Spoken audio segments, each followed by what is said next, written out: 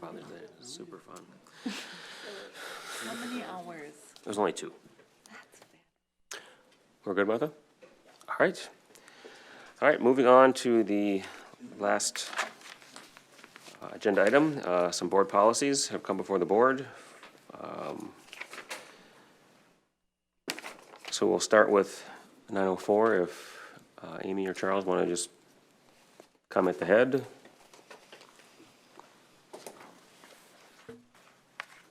Item 4. Well, this went in front of the policy committee, and we went many months, it seemed like, round and round, and even thought about moving it to a completely different policy, and then ended up coming all the way back around. So this went from policy committee with an extensive amount of people, and then we looked at it multiple times, sent it to legal, I think 2 or 3 times. And Director Herman can definitely correct me if I'm wrong on that number. And then we settled on this, which I think everyone had extensive language on. Dr. Thomas was fully involved in this, as well as a number of staff members and as well as the policy committee. And I think we are all extremely grateful for everything that everyone gave input on when it came to this policy itself. And we're very happy where it is. Questions? Mary? So basically, if it went round and round, there's 2, 3 additions, and then the implementation. You know, and I've got some concerns about it, but if those are the only additions, what was the, can I just kind of get like a cliff note or a summary of what, and Director Herman, if you could help out from what the, what happened and I can why the round and round? tie into this if you don't mind. So originally, when this first came up, I think this was February, a new policy was presented to the policy committee that got brought up for as far as materials themselves. Okay, So- stop right there. When you say new Okay. policy, did that policy come from you, Director Herman? Nope, it came from me. I'm getting there. Oh, okay. Yep. Yep. So, because of items that were missing from here, because there is guidelines that also go with this. So, that's where I was attempting to fill the gap. So, that went to legal. Legal gave their opinion on it. We then brought this after discussion with key staff. And this is what was presented to the policy committee. Did I answer your question, hopefully? Kind of, but I kind of get the gist of where the issues probably were, given the minimal changes, but okay.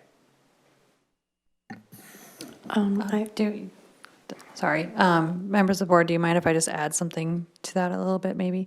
I think the concerns that came forward, that there may be some continued concerns until we can update the guidelines and procedures around this, is the confusion between all other districts that we were comparing to, and MSBA, that ours includes the "and" employees in the title, but there wasn't specific guidelines for that. It was just confusing that it had that in there, but not other areas.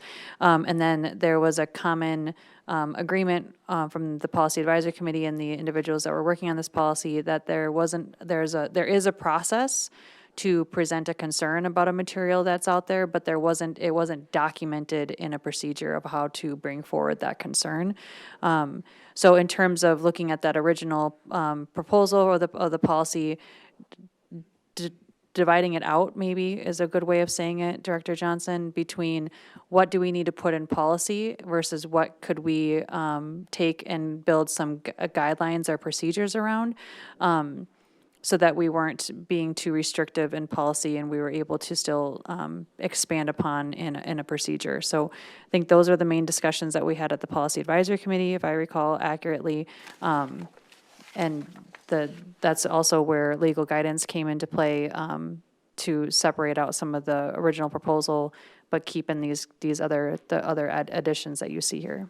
Yes, thank you for clarifying that. I have a few Jess. concerns. Well, number one, I don't know why we're looking at this since we just did this a year ago. That's number one.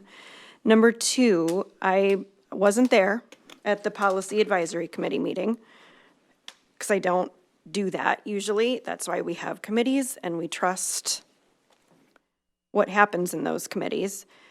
But I received a few questions from a couple of members of the Policy Advisory Committee that said this is not what the majority of the Policy Advisory Committee agreed to, what we're looking at right now. So that's concerning to me, that a few people said that. Again, I wasn't in the room. But, so that is concerning to me. So I'd like to know about that. I also am under the understanding that this policy was presented to the Policy Advisory Committee as something the board wanted. And I'm not so sure I agree with that, since I never said that I wanted to revisit this. And especially since we only revised this a year ago. So there's that. And then I have very strong feelings about some of the language in this policy that was added. I have, as a board member, I have zero interest in being the sign police in our district. Policy 209, which we are going to look at today as well. It says it recognizes that my responsibility to see that schools are properly run, not to run them myself, and that's what I think this policy does. It gives us more power than what we have. And I have zero interest or time, quite frankly, to be the sign police for our district. And just one more thought. My daughter was very concerned about a friend of hers this past school year, a couple of months ago. And she went to a teacher to talk about this because she said, Mom, she has signs in her classroom that say she is a safe space, that says she is a safe space, so I can go and talk to her about this. So why? Why are we doing this? Please, why are we doing this? Why are we the sign police for our teachers, for our staff? I understand if somebody's offended or burdened, which is under this purpose, which we don't define, and I know that was there before, and I voted for it, but reading it again, I don't like it because we can't define what is burdensome or offensive to someone. We say we have our school patrons are a captive audience. Well, that's school. They're a captive audience throughout the day. So I don't get it. So yes, I am fired up about this. I have zero interest in being the sign police when people like my daughter go to people's classrooms because of the signs they have in their classroom that say, I am a safe space. Because she was concerned. So A, I would like to know how this was presented to the Policy Advisory Committee. I'd like to, when I have a couple of them coming to me and saying, this isn't what we agreed to forward, I'd like to know more about that. Can I ask a clarifying question to you? Yeah. As far as sign police, can you point that to me? Are you referring to, I would assume, procedures, letter D, where it specifically mentions the board? I'm talking about letter D, for letter D. Okay. I'm talking about materials displayed in classrooms should enrich students' learning experiences by supporting and enhancing our materials, I don't know, I don't even know what that paragraph means. So I actually had this in the margin. What do you mean? Okay, And I'd like some examples. so letter D specifically is the exact language in other policies that we have. That was brought up by Director Dahl, because he gave us that language. Is that correct? Or Point is- of or is that clarification, that's number 5, the implementation language, Implementation? not 4D.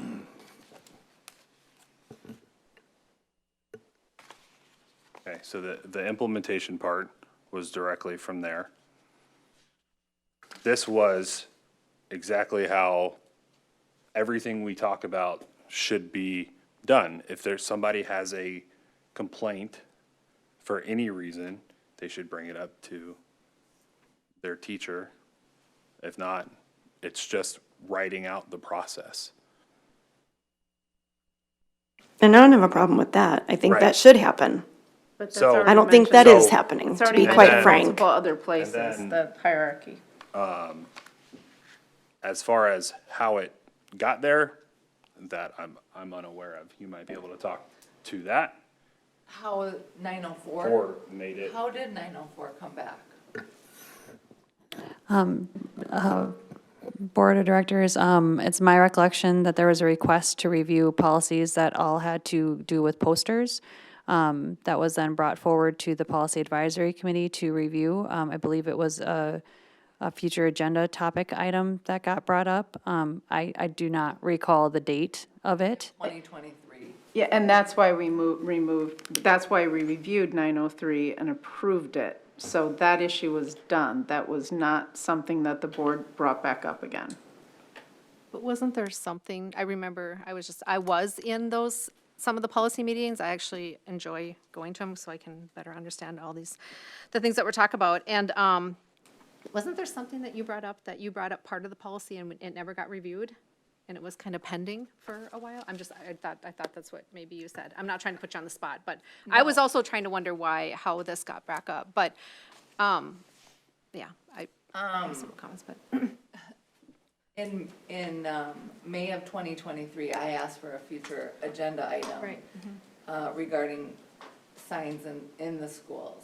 And it had been, through one-on-ones with Dr. Thomas and understanding that throughout the strategic plan, there would be some rebranding done.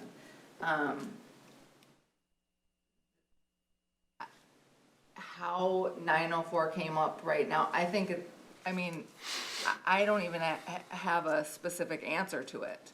Yeah, 904, it got brought up in a study session as a thumbs up when we were still doing that. But that was But that, a and we long had, time ago. and then we had then reviewed, and then the thing was, well, let's wait till we review 904. Reviewed 904 last year, went over it, approved it, and then nobody on the board voted to bring it back up after we approved it outside of the cycle.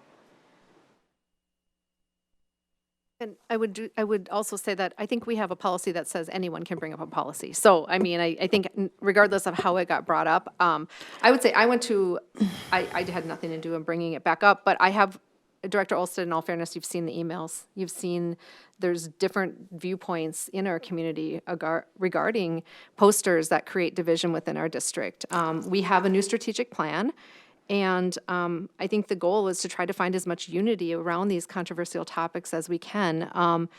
Also, I attended a workshop in January of this year at the MSBA conference put on by Kennedy and Graven. And it was about employee political speech, and that we as a board do have oversight in the things that are said, our employees say in the classroom, what they put in our classroom, and they gave what they wear in our classroom. And so I think that there's no guidance, there's not a lot of tight guidance around items that have created controversy in the past.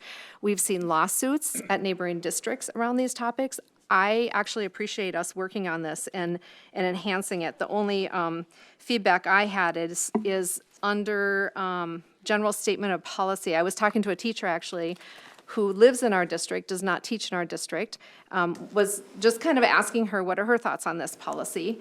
And her comment was, under general statement of policy, under the purple section where it says, materials displayed in classrooms should enrich students' learning experiences, the idea of adding the word all. So materials displayed in classrooms should enrich all students' learning experiences by supporting and enhancing Prior Lake Savage Area Schools' approved materials, serving clear instructional or district-aligned purposes. And I love the word all, because at the end of the day, that's where we create unity, when we have things that don't offend anyone or, upset someone for whatever reason. So aligning those, adding the word all to enrich all students' learning experience, that's, at the end of the day, that's what we're here for. Mary? Chair White, I would say, first of all, point of order, the board voted on this. This was never brought up to be reinitiated, brought up again, or anything like that. It's out of order, and because the board voted, and I believe it was a unanimous vote, there was no method to bring this up for reconsideration whatsoever to the board, to have it then resubmitted through the policy committee, which it had already gone through the policy committee. So that is procedurally in violation of the way we normally do things and of Robert's rules. So I would ask that this not be a point of discussion. I was confused too. I didn't understand the reasons. Director Bullion did bring it up. We then did discuss 904. It was in the normal cycle anyways. It went through policy committee before. It was voted on, and if I looked at my notes, it was a unanimous vote. Okay, so this does predate me, so, Well, in all fairness, can Is- we go back to the fact that we do actually have a policy that says anyone can bring a policy forward? That's And not then the it went issue. through- That's and not then the it issue. went through Anybody the policy can do committee? that, but when it's presented to the Policy Advisory Committee as the board wants to bring this forward, that's not true. That's not true. Do we know why that was stated or where this came from? I guess that would be my question. I have no idea. Members of the board, I'm trying to recall in my memory, I don't recall that being stated previously. I do recall us having multiple conversations at Policy Advisory Committee about bringing forward policies that relate to posters, but I don't recall what the specific statements were in those meetings that were made. And again, if I had a misunderstanding and misstep about bringing it forward to the Policy Advisory Committee, I apologize. That was my understanding of the process that we're going through.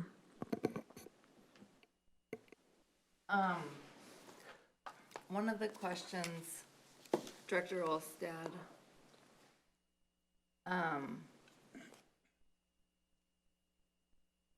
you had said, the committee members said that what was brought forward in our packet is not what was agreed to at the Policy Advisory Committee. Yes. Can you point out which things? They had, let's see. Under 3, general statement of policy, the second paragraph. Well, actually, before I answer your question, I think we should actually discuss if we're discussing this tonight. I understand. Well, and this is a study session, so we're not voting. Right. So, I mean, there was also other viewpoints in that meeting. I attended that policy understand. meeting. But that's and actually, so really, there, you know. the whole discussion, whether what happened at the policy committee is really beside the point. Right. Before we move forward, disagree. since this is the first. Why reading- do we have a committee? Since this is a first reading, before we get too deep into the well here, I think we do need to get some clarification on making sure that we bring this forward properly and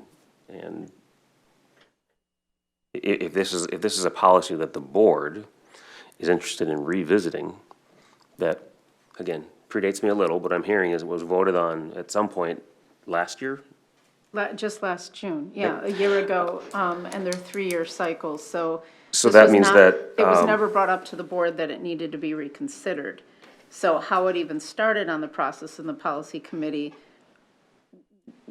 basically, without the board agreeing to do that, that's my first concern and rule.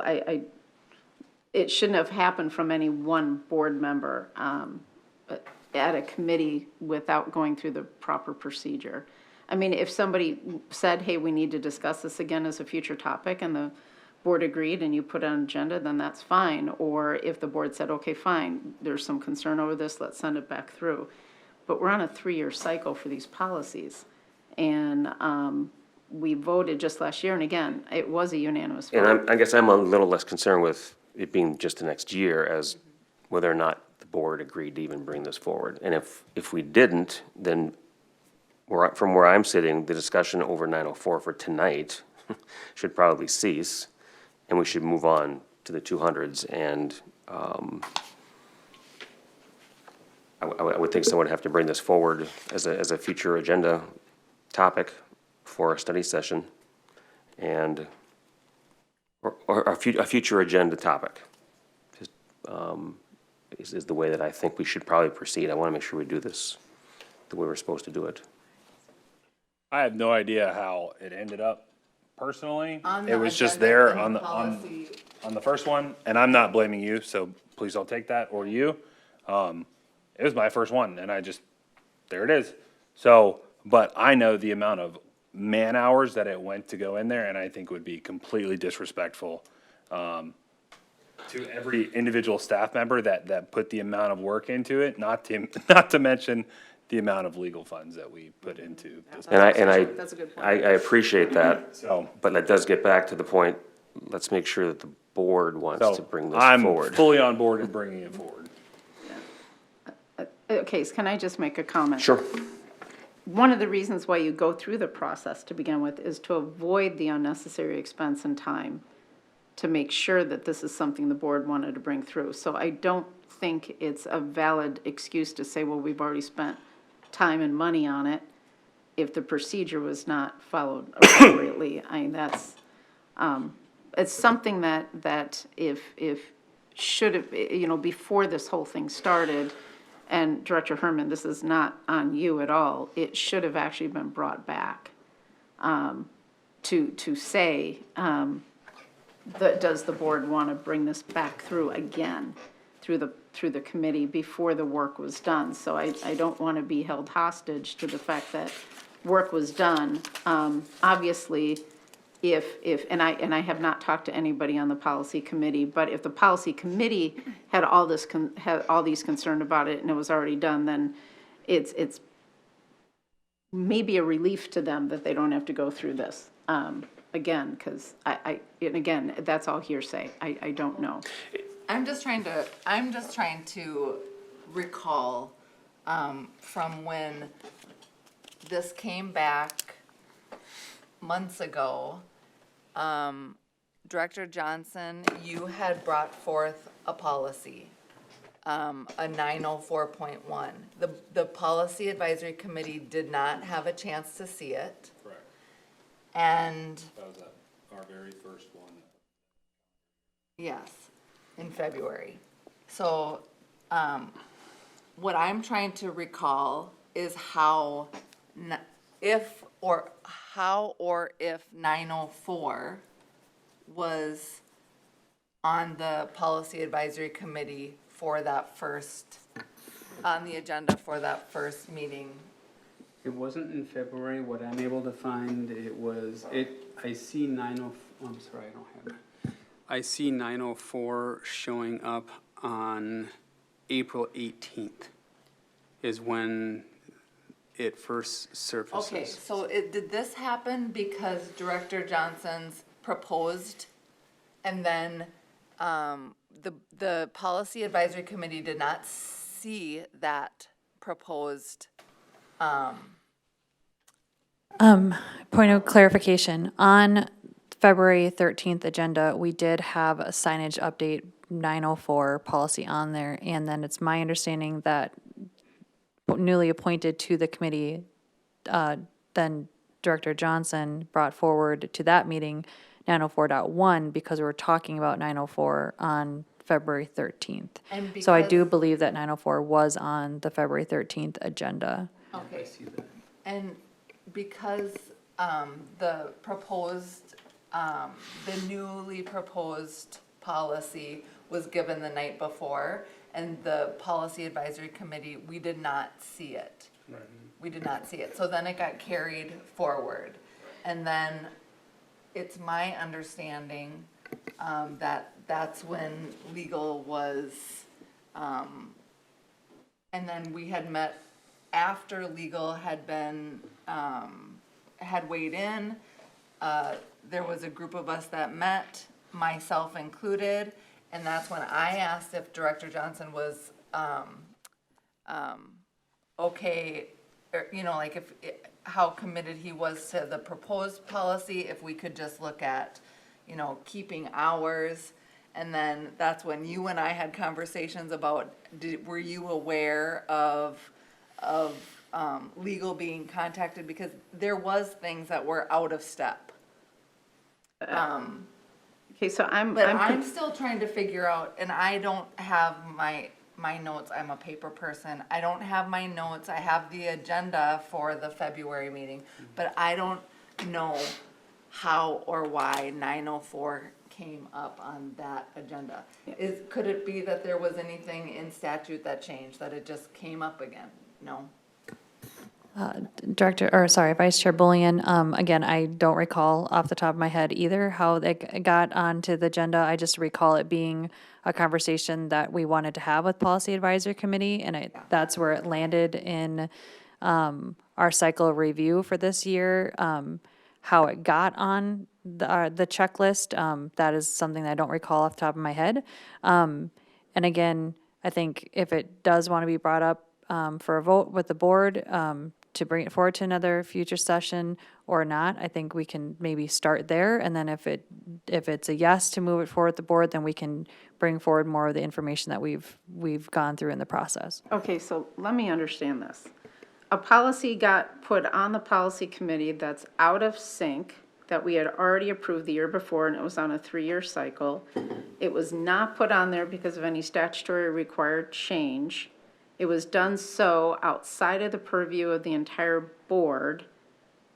The district extended expenses on it, and a brand-new policy 904.1 got created outside of the purview of the entire board, and the committee met on it, and multiple other conversations occurred, again, outside of the purview of the entire board, for a policy that obviously has huge legal hooks in it, because of everything from freedom of speech, but also, you know, because of the extensive conversation that did occur just last year about what we should be doing, input from staff, policy committee already occurring.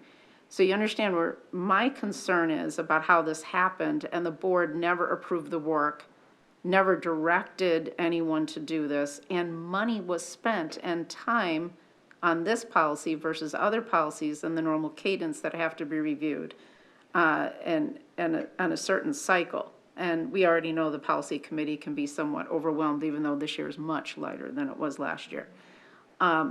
So I'm concerned about the break in protocol, the violation of procedure, and many, many other things that the board, as a quorum, never gave direction to do. Director France, I understand your concern, but we have policy 208 who clearly says, under item C, policies may be proposed by a school board member, an employee, a student, or a resident of the school district. That is true. So like I said, I understand your concern, and I would probably feel this, you know, I've felt the same way you have in the past about things that have happened in the past. But we have a policy in place. The policy came up in front of, it went through the policy committee. I heard opposing viewpoints in that committee. I heard supporting viewpoints in that committee It by doesn't teachers in matter. our district. So That's so you're immaterial to the saying that this procedure. policy, our policy 208, where it says policy may propose by a school board member, employee, student, or resident of the district is not valid? No, that's immaterial to the proper procedure. That is the procedure. That's not a procedure, that's just saying someone can bring it up. That's not approval, that's not approval to go through the process. This certainly isn't It approval went to through the spend money on legal. It went through the process. So, Well, I think if it would be okay with the rest of the board, we should probably get to the bottom of this. I think the Ts need to be crossed and Is need to be dotted, at least we need to make sure that they were. Again, since this predates me a little bit, I don't have the historical view that you guys do. This is just a first reading. I think that I will commit to trying to figure out what happened and how we should proceed with this particular policy moving forward, if that's okay. That's not like we're taking any action tonight, or if you give me some time to try to figure out what happened and where we're at. This may or may not end up on the agenda on July 14th, pending what I find out. So if that's okay with the rest of the board, I think that's probably Can how I we should. clarify, though? Does it really need to go back through the policy committee if it's? I have all redundant? kinds of questions. Okay, that's fair. And every individual board member sitting at this table may have a whole bunch of questions, as we So, are all individual board I'll members. try to get so. to the bottom of how we got here. And so I appreciate you giving me the opportunity to do that. So then let's move on to 203.7.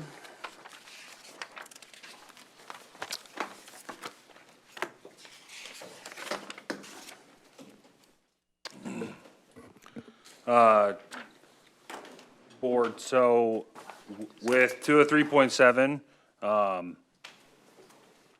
after getting everyone's input over the last month or two since we sent this out last, we did have multiple members who suggested that this policy should be taken away, be sunsetted, and be moved, either just go away completely, or the procedures as a whole, just like we did with the vacancies, be moved to the board handbook. We do have another policy, 211, that goes into civil criminal actions, that does vaguely touch on this, but we can lay the steps out in the board book pretty well without having a policy that attaches with it. And keeping with the precedent that was set for Director Bullion and I, there is no MSBA model policy. So I think, not to speak for Director Bullion, but it would be our suggestion that this does go away. So I did email MSBA. I did get a response from Terry Morrow. I just wanted to get, being that it was the will of the board that we were using MSBA model policies kind of as our guide, as our guide. I just wanted to ask what did I ask him? I just said, being that you do not have a model policy for a school board member violation of policy, and he responded with, it's up to the specific board, and to make sure that there wasn't any district legal guidance given. That was his only response. So my question is, just as we sunsetted 201.1, is that right? 201.1? Vacancy The policy. vacancy policy. We voted as a board to remove that. My question is, is it the will of the board to keep 203.7 as presented? It pretty much follows what the prior, what our original policy was. Or go with MSBA guidance.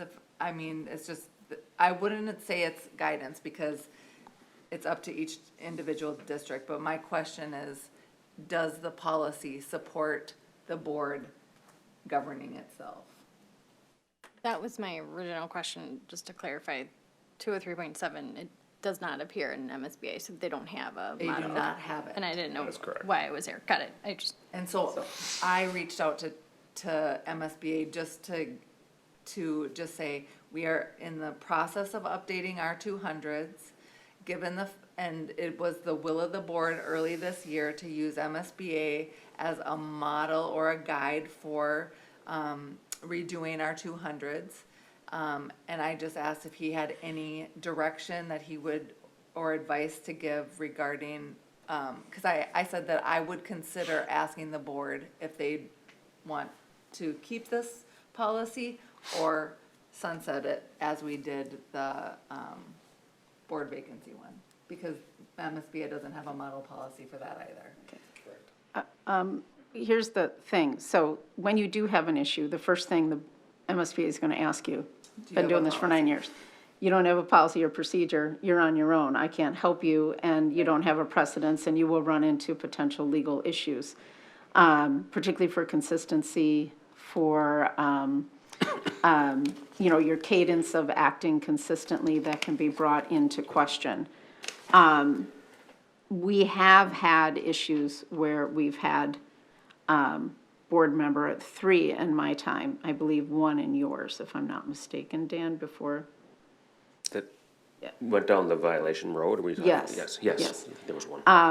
And after the second one, then 3 members of the board went back and said, okay, how can we make this universal? I mean, we came to a consensus on the language, and then used it one more time to censure a board member based upon violation of our original operating norms and ethics. And our operating norms are no longer in existence now for professional operating norms, which is very concerning. But without this, if you run into a problem, and you cannot hide this in a handbook, that would be a transparency issue. It could be potentially a legal issue, just like the vacancy, hiding that in a handbook could be a huge issue. The thing is to keep it.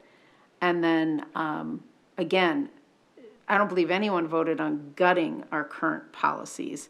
They voted on going back to some of the MSBA. Now, the MSBA has been pretty consistent.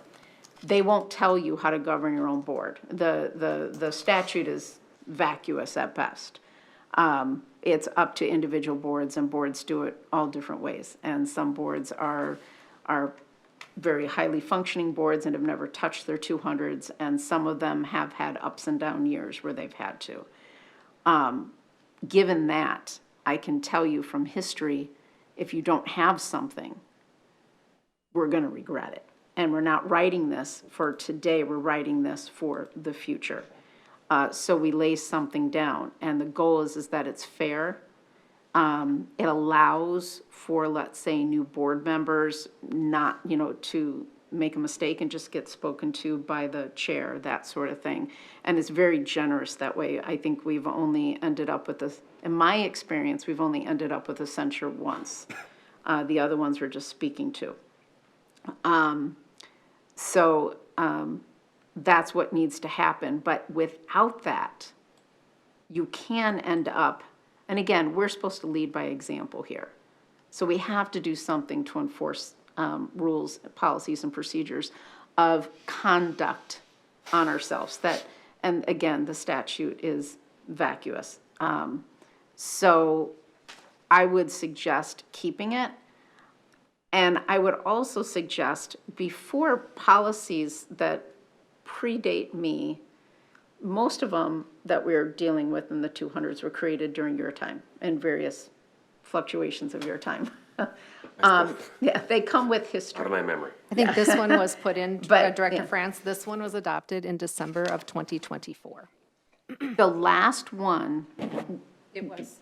If you look the on. last 200 series. Oh, I'm sorry, 2022. December Right. of 2022, violations of policy, No, December okay. 2022. So let's be So, clear. and- so Director I'm France- not done speaking. Well, we have a time So limit, the so- 2022 was just because we started changing our policies in 2021 and 2022 to actually start putting last revised date.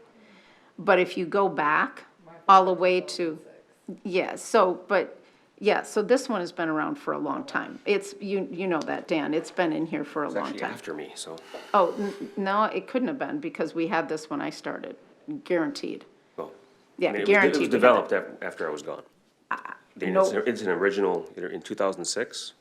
No, we started with one in 2000, I'm positive of that. So I guess the question So- at the table then is, not to interrupt you, I'm sorry. No, it's okay. All I'm saying is I would suggest that we keep it in there, and because this was reviewed multiple times, I know, Martha, that we didn't start putting the revision dates and all that kind of stuff on earlier ones until later. And some of them were totally missed, particularly in the 200s, because Director Herman was incredibly diligent when we did start doing it, and we were not as diligent. I would suggest that you actually look at what was in there.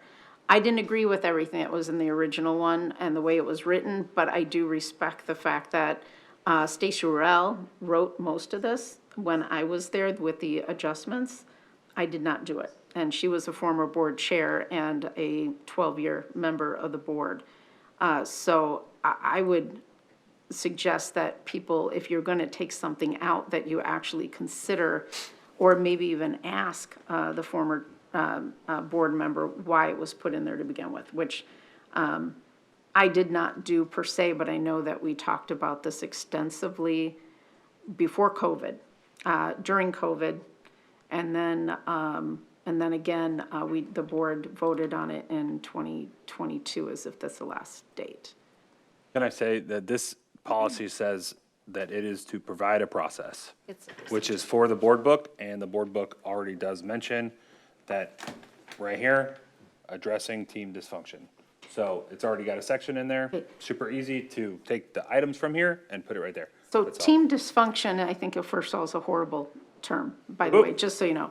This We was can to do actually individual. give a process and a procedure, and more or less a graduated process and procedure for the chair in particular to work with board members who violated board-owned and board-implemented policy, as well as law. And most of the law that we have to deal with only concerns opening and closed meeting law and privacy, data privacy.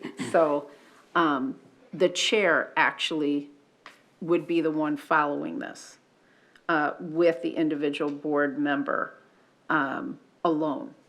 Now, I did not use this during my term. I think it was used by others, but that's something that you need to understand, that any one of you could be in that role, and you will need some sort of way to go back to something and say, you know, can I use this, what part of it? And it was written fairly fluidly to give the chair a lot of leeway and the language and how, depending on the circumstance, because there's no way any of these can anticipate circumstance. Circumstances will be different in all different areas and times and people. So that's why I would actually ask Dan to review this from his perspective first. Director And France, also include the respectfully, procedure in Can we have here. other people add perspective to this who have been personally impacted by it? I've been personally okay, impacted by it too. So, in all fairness, we have a policy, and so does MSBA, called 211. 211 is criminal or civil action against a school district, a school board member, an employer, or a student. So that policy basically is it's a more enforceable policy because it pertains to the law versus just somebody's opinion whether something is a violation or not. And I would just say, you know, first of all, this is a procedure. It's not a policy, okay? And the reason that it's not a policy, well, it's a procedure that not one other school district in the state of Minnesota has. And I've searched hard. I've also heard that this, and I've seen, this policy does not create unity on this board. And we have a new strategic plan where we are to create unity.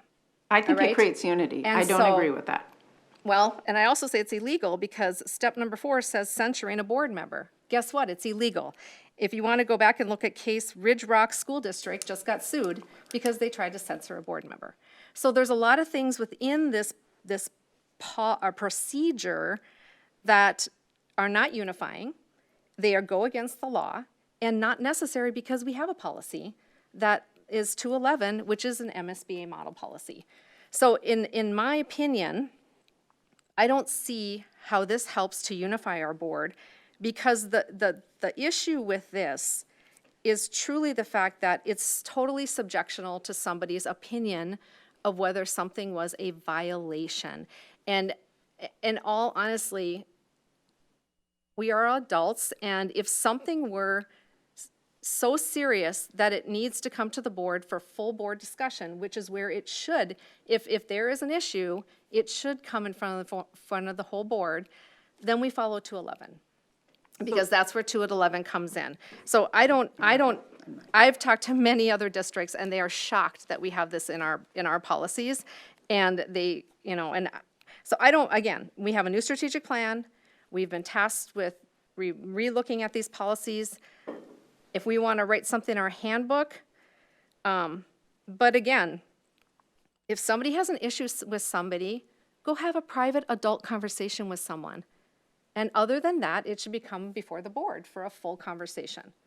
Period, the end, in my opinion, based on my experience. And we have 211 for those very serious reasons why there would be criminal or civil action against a school board member, where they would perhaps need to be voted out of office, which the law does allow.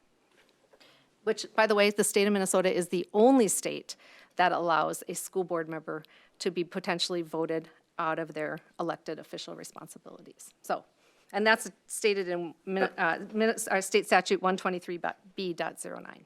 And I would just say this. I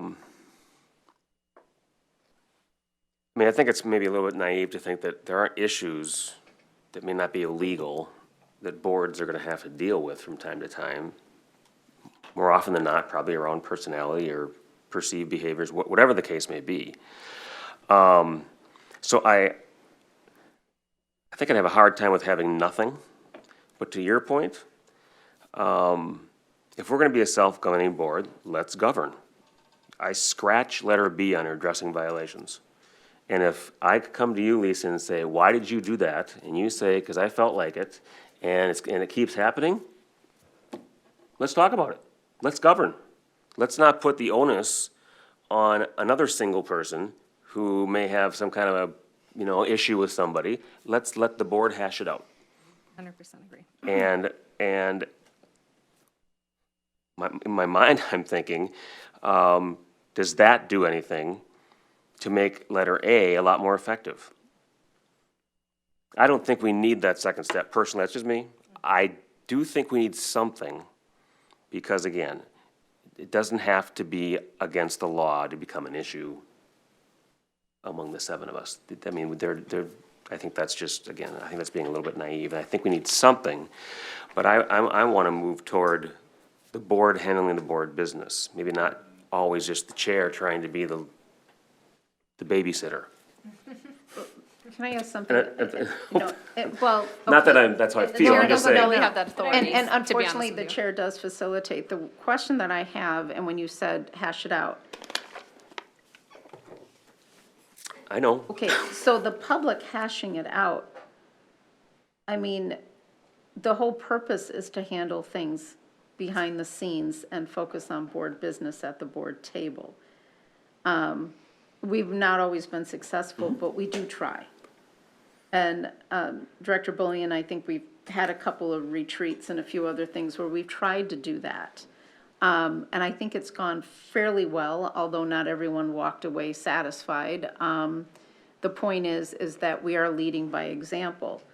So if we're going to govern ourselves, I think the question we should have for the board as a whole is, what does that mean, particularly in the public? How do you want, I mean, granted, everything trickles down from the top. So, and we have our disagreements, we vote, we don't vote, et cetera. We follow a procedure. How will that look if you don't have our own governing policies of what we consider to be professional behavior, and we don't enforce that with ourselves? And that's there's a lot of things that aren't against the law, but people have governing procedures. I mean, I walk into court and sit on the stand, and there's certain procedures we have to follow in order to show respect to everyone else, even though obviously it's a highly conflict, process. You can, behaviors have sanctions, but they're not exactly illegal. So if I'm hearing right, just to understand all of this, I mean, I'm hearing like this is like a procedural thing, right? That we would put in procedure to address concerns, call them what you want, violations, concerns. I had a problem too with just language in here of perceived policy. I have no desire to babysit anyone on this board, and they're all adults. So I would not be in favor of probably ever censoring or removing a board member unless there was a grave criminal act, which is covered, I believe, by statute. So I believe that we are elected by the people and we can be adults. So I think as far as process, it's great to maybe have a process if there are issues, but I think some of the language in here is a little bit like, meh. And I agree, like, I appreciate that, Dan, that you don't want to babysit everyone too, right? I wouldn't want to if I was sitting in that seat. So I certainly think I would be supportive of it being in process and having, it sounds like 211, and I believe there's statute too covering like criminal, civil issues. Can I just make a statement? The perceived was because it's one person's perception. So when you say perceived, it's not Right. saying perceived it's as yes or policy no, right? violation. So that's why that language was But this put in is there. It was process, purposely right? put in there to soften it. It was not put in there to, make a statement, that sort of Right, thing. but that section 3, addressing There wasn't violations, in my opinion, is process that So could then go in a I guess before we procedure.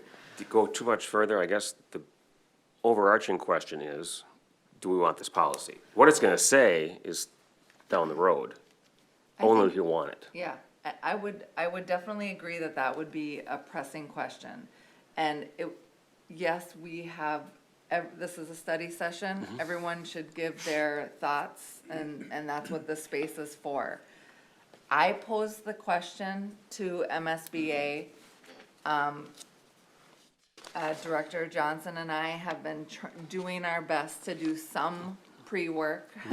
I don't know what good it really does, because we all need to talk through it in our study sessions anyway.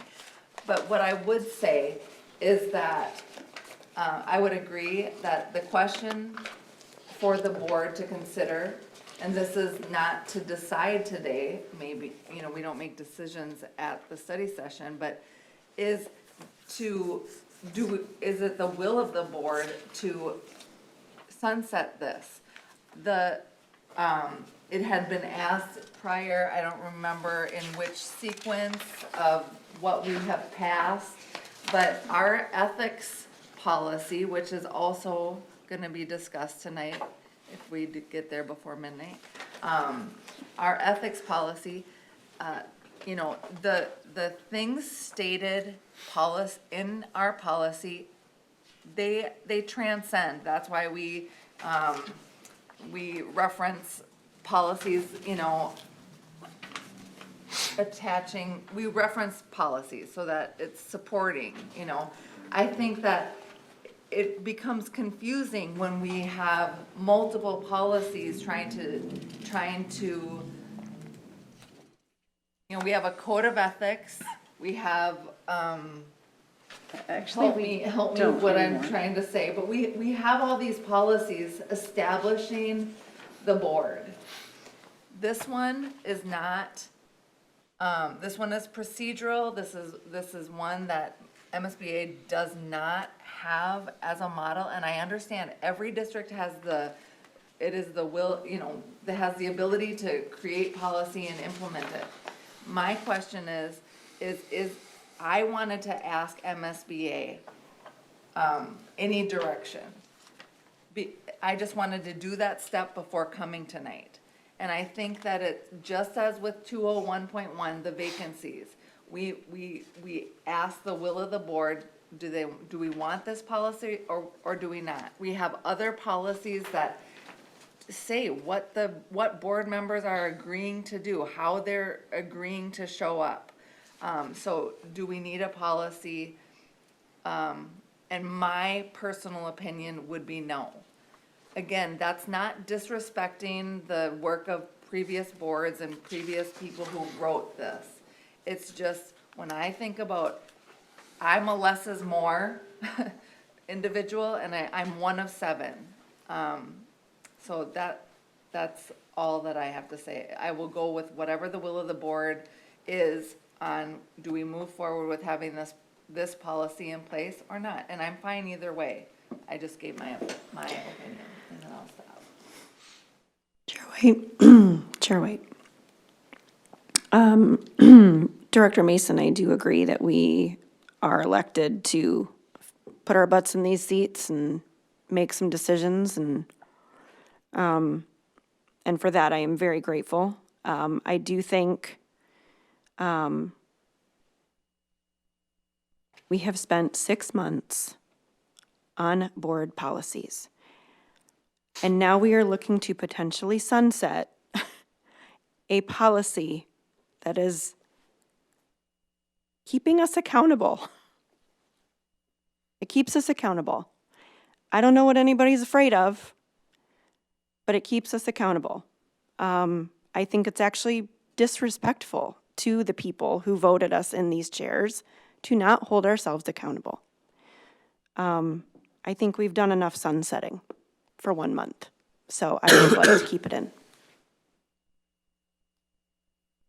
So, keep, get rid of, Yeah, I'm gonna get rid of. Can I just add, we have policy 211 to hold us accountable, and we also have policy 209 to hold us accountable. So we do have policies that hold us accountable as well. So, yeah, I agree. I'm in agreement to sunset it. I think we need something, so whatever it says, I guess, I think we should have something. Agree, because what good is the rest of them if we don't have something that is, as I think as Director Olsted was very direct on. So if somebody completely violates whatever code of ethics we end up with, we're left without a tool, and the board does govern itself. So what tool would you use? I'm okay with sunsetting as long as it's procedural in a board book or whatever we're developing, right? Because I do feel like it's covered by code of ethics and the other policy, but I think procedurally, if there's a perceived policy violation or issue, some sort of process, I guess, to follow, and that would be like in a board handbook, right? Is my opinion. I do this for a living, I write policies, Well, I then- have to defend them, and you don't even pass an audit if you don't have a policy about violating the policy, And so. if I could say Yeah. one more thing, Mary, I apologize It's for okay. interrupting. I don't disagree that we have, I'm not opposed to keeping the policy. The challenge that I have in my 2.5 years of sitting on this board is that when we are addressing violations, the first thing it says to do is have a private conversation. We as a board have not followed that personally, individually, when there's been concerns that have been brought. And so while I don't disagree that having a policy that lays things out is beneficial, it's only beneficial if we use it. And so, given that, again, this is what is my experience, we haven't followed this policy. That doesn't mean there hasn't been perceived or actual violations of policy. There has been things brought forward. It's what we're struggling with is how to deal with it as a board. We're struggling with that very first part. Sometimes we're going straight to the second, to letter B. And yes, we are taking time. I don't disagree, Director Olsted, 6 months of working on the 200s has been painstaking. Painstaking. And it's not lost on me what the appearance that is. I think that the thing is that we had a new board, the beginning of the year, and the will of the board was to go over our 200s. And we have tried to do that as efficiently as possible. Director Johnson and I have spent hours, trying to support, bringing what is brought forward. And yet, we spend so much time. And to what fruit? What are we really getting out of redoing these policies? Because I'm gonna guess that we're gonna still continue to find ourselves in the dynamics that we find ourselves because the 7 of us are here. So, we had kind of set a goal that all of these policies would be approved by our June regular meeting, and that didn't happen, and that hurts me. But here we are, and we're trying to keep going through. So I guess,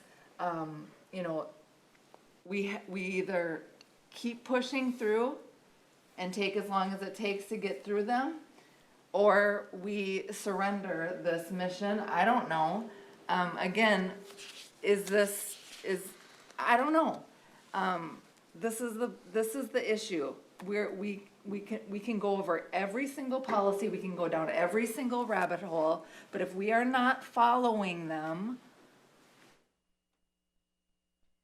And here's the thing too, and I've heard this before, and this is something that comes up a lot in both legal proceedings as well as employee stuff, you name it.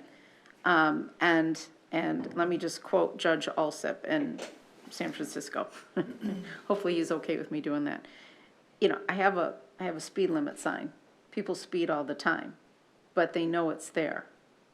And so therefore, when they get stopped, they can't really argue. The rules are there, right? But you're not going to stop everyone, and it's really going to depend on, the motivation, how many resources, et cetera, and where the priorities are at any one time. But you don't throw away the rules because you can't enforce them all the time. We've got a dress code policy in the high school. We can't enforce it all the time. We try, teachers try, but that doesn't mean you just throw it out. So, and I've heard this argument before, we're not enforcing them. Well, just because you're not there doesn't mean you don't want to put the guidelines in. And that's a concern. So if we don't have any process or procedure for policy violation, why do we have any of these policies to begin with? I think in all fairness, we have a policy, it's 211. I And think 209 is petty better harassment code of board ethics. members because someone doesn't like what someone said, or someone doesn't like the way they wrote an email, or who they wrote an email to, isn't creating any unity. So I just think, I have seen how, since I've been on the board, I've seen how this policy has been used, and it's a disgrace, to be honest with you. So I fully support getting rid of it. If we want to write something into our handbook that says that one line about if there's an issue, have a private and professional conversation with another board member, that's what we all should be doing to begin with. If you have an issue with someone, pick up the phone and call them. And then if it becomes a bigger issue, we go to 211, because that's really, at the end of the day, a board member's not going to get kicked off because somebody doesn't like what they said.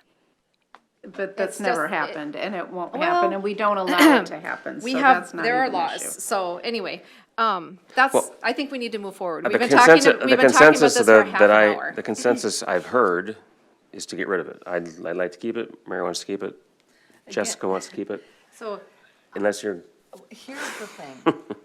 we should move forward. Here's the thing. I don't disagree with, I say it to Charles all the time. I don't have a dog in that fight, right? I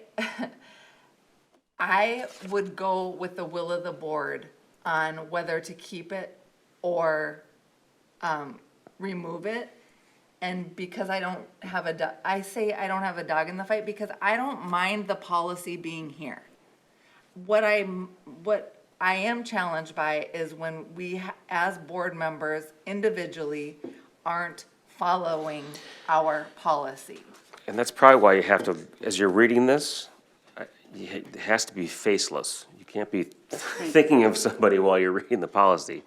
And that's how you determine whether or not it's valid or not. I tend to think that, again, we have to have something. Well, it's a procedure, I is what it feel is. like It's a procedure, when I and read I, it, right? And to be fair, Well- that's, this type of policy to enforce policies is written procedurally. It's universal to be written procedurally. Every company has an acceptable user and ethical code of conduct. Right, and we have that in Right, 209. and it so I'm is okay with- procedurally put into the violation, the policy violation of that. It's put into there also. It refers back to a policy, and that is standard. And I'm telling you, you're not gonna pass an audit without it. So they don't say, no, go to a procedure, because the problem is that if you go to a procedure that then is not approved by executive manager like a policy is, then if you do have a serious issue and you want to terminate somebody, and that is an extreme, it's just an example, it's not like we're gonna kick someone off the board, it doesn't hold water. And so that is the problem, is that you don't have any tool. You don't even have a tool to start a tool. And if you leave yourself vacuous, it's not this board that may have the issue, it may be the next board. 2 years, 4 years from now, or whatever, that comes back and has something happen, and they've got nothing to rely on. So we're not doing it just for us. These policies are not meant to be ripped out and rewritten. They're meant to provide a consistency over time. And I think that's kind of gotten lost in our job to make sure that the district stays sound, that people stay consistent, that processes and policies become predictable over time. And you can't, coming in and ripping it out for 1 year or 2 years and then coming back and put something else in, that unpredictability leads to chaos. With the best of intentions, it can lead to chaos. So just keep that in mind as you're thinking about this. And I agree with Director Bullion. We haven't enforced a lot of our policies, especially in my recent time, in the past couple of years. But that doesn't mean they just need to be ripped out. And so this is what. So where are we at? Well, this is what we brought forward to the study session, Yep. this 203.7. So if anyone, if, to ease or to expedite our process so that we don't spend another month going through these, can we just go through and, this is what's brought forward to the board tonight. I just asked the question to Terry Morrow from MSBA only because MSBA didn't have it. And so, well, and I think Director Bullion, what Director Johnson said about how they do have it in their handbook means when we get to the handbook, which is hopefully sooner than later, we can all provide feedback into, let's put in step 1 for this process. Let's put in step whatever, C for this process, and it goes in the handbook. And that is the way it's covered. And what's positive is the board handbook says right in there on, I think, the second page, maybe, that it should be looked at every year by the board. yeah. Which is something different than what this policy would be looked at, because once we approve every 3 years. That's a good point. All right, I think that, I don't like the handbook idea for this. I'll just tell you that right off the bat. That's gonna eventually, not maybe our board, but a future board, that's gonna cause a problem with enforcement. all right, well, it looks like this is going away, if I'm reading the consensus of the board properly. Not today, it's not, Correct. because we're in a study session. Right.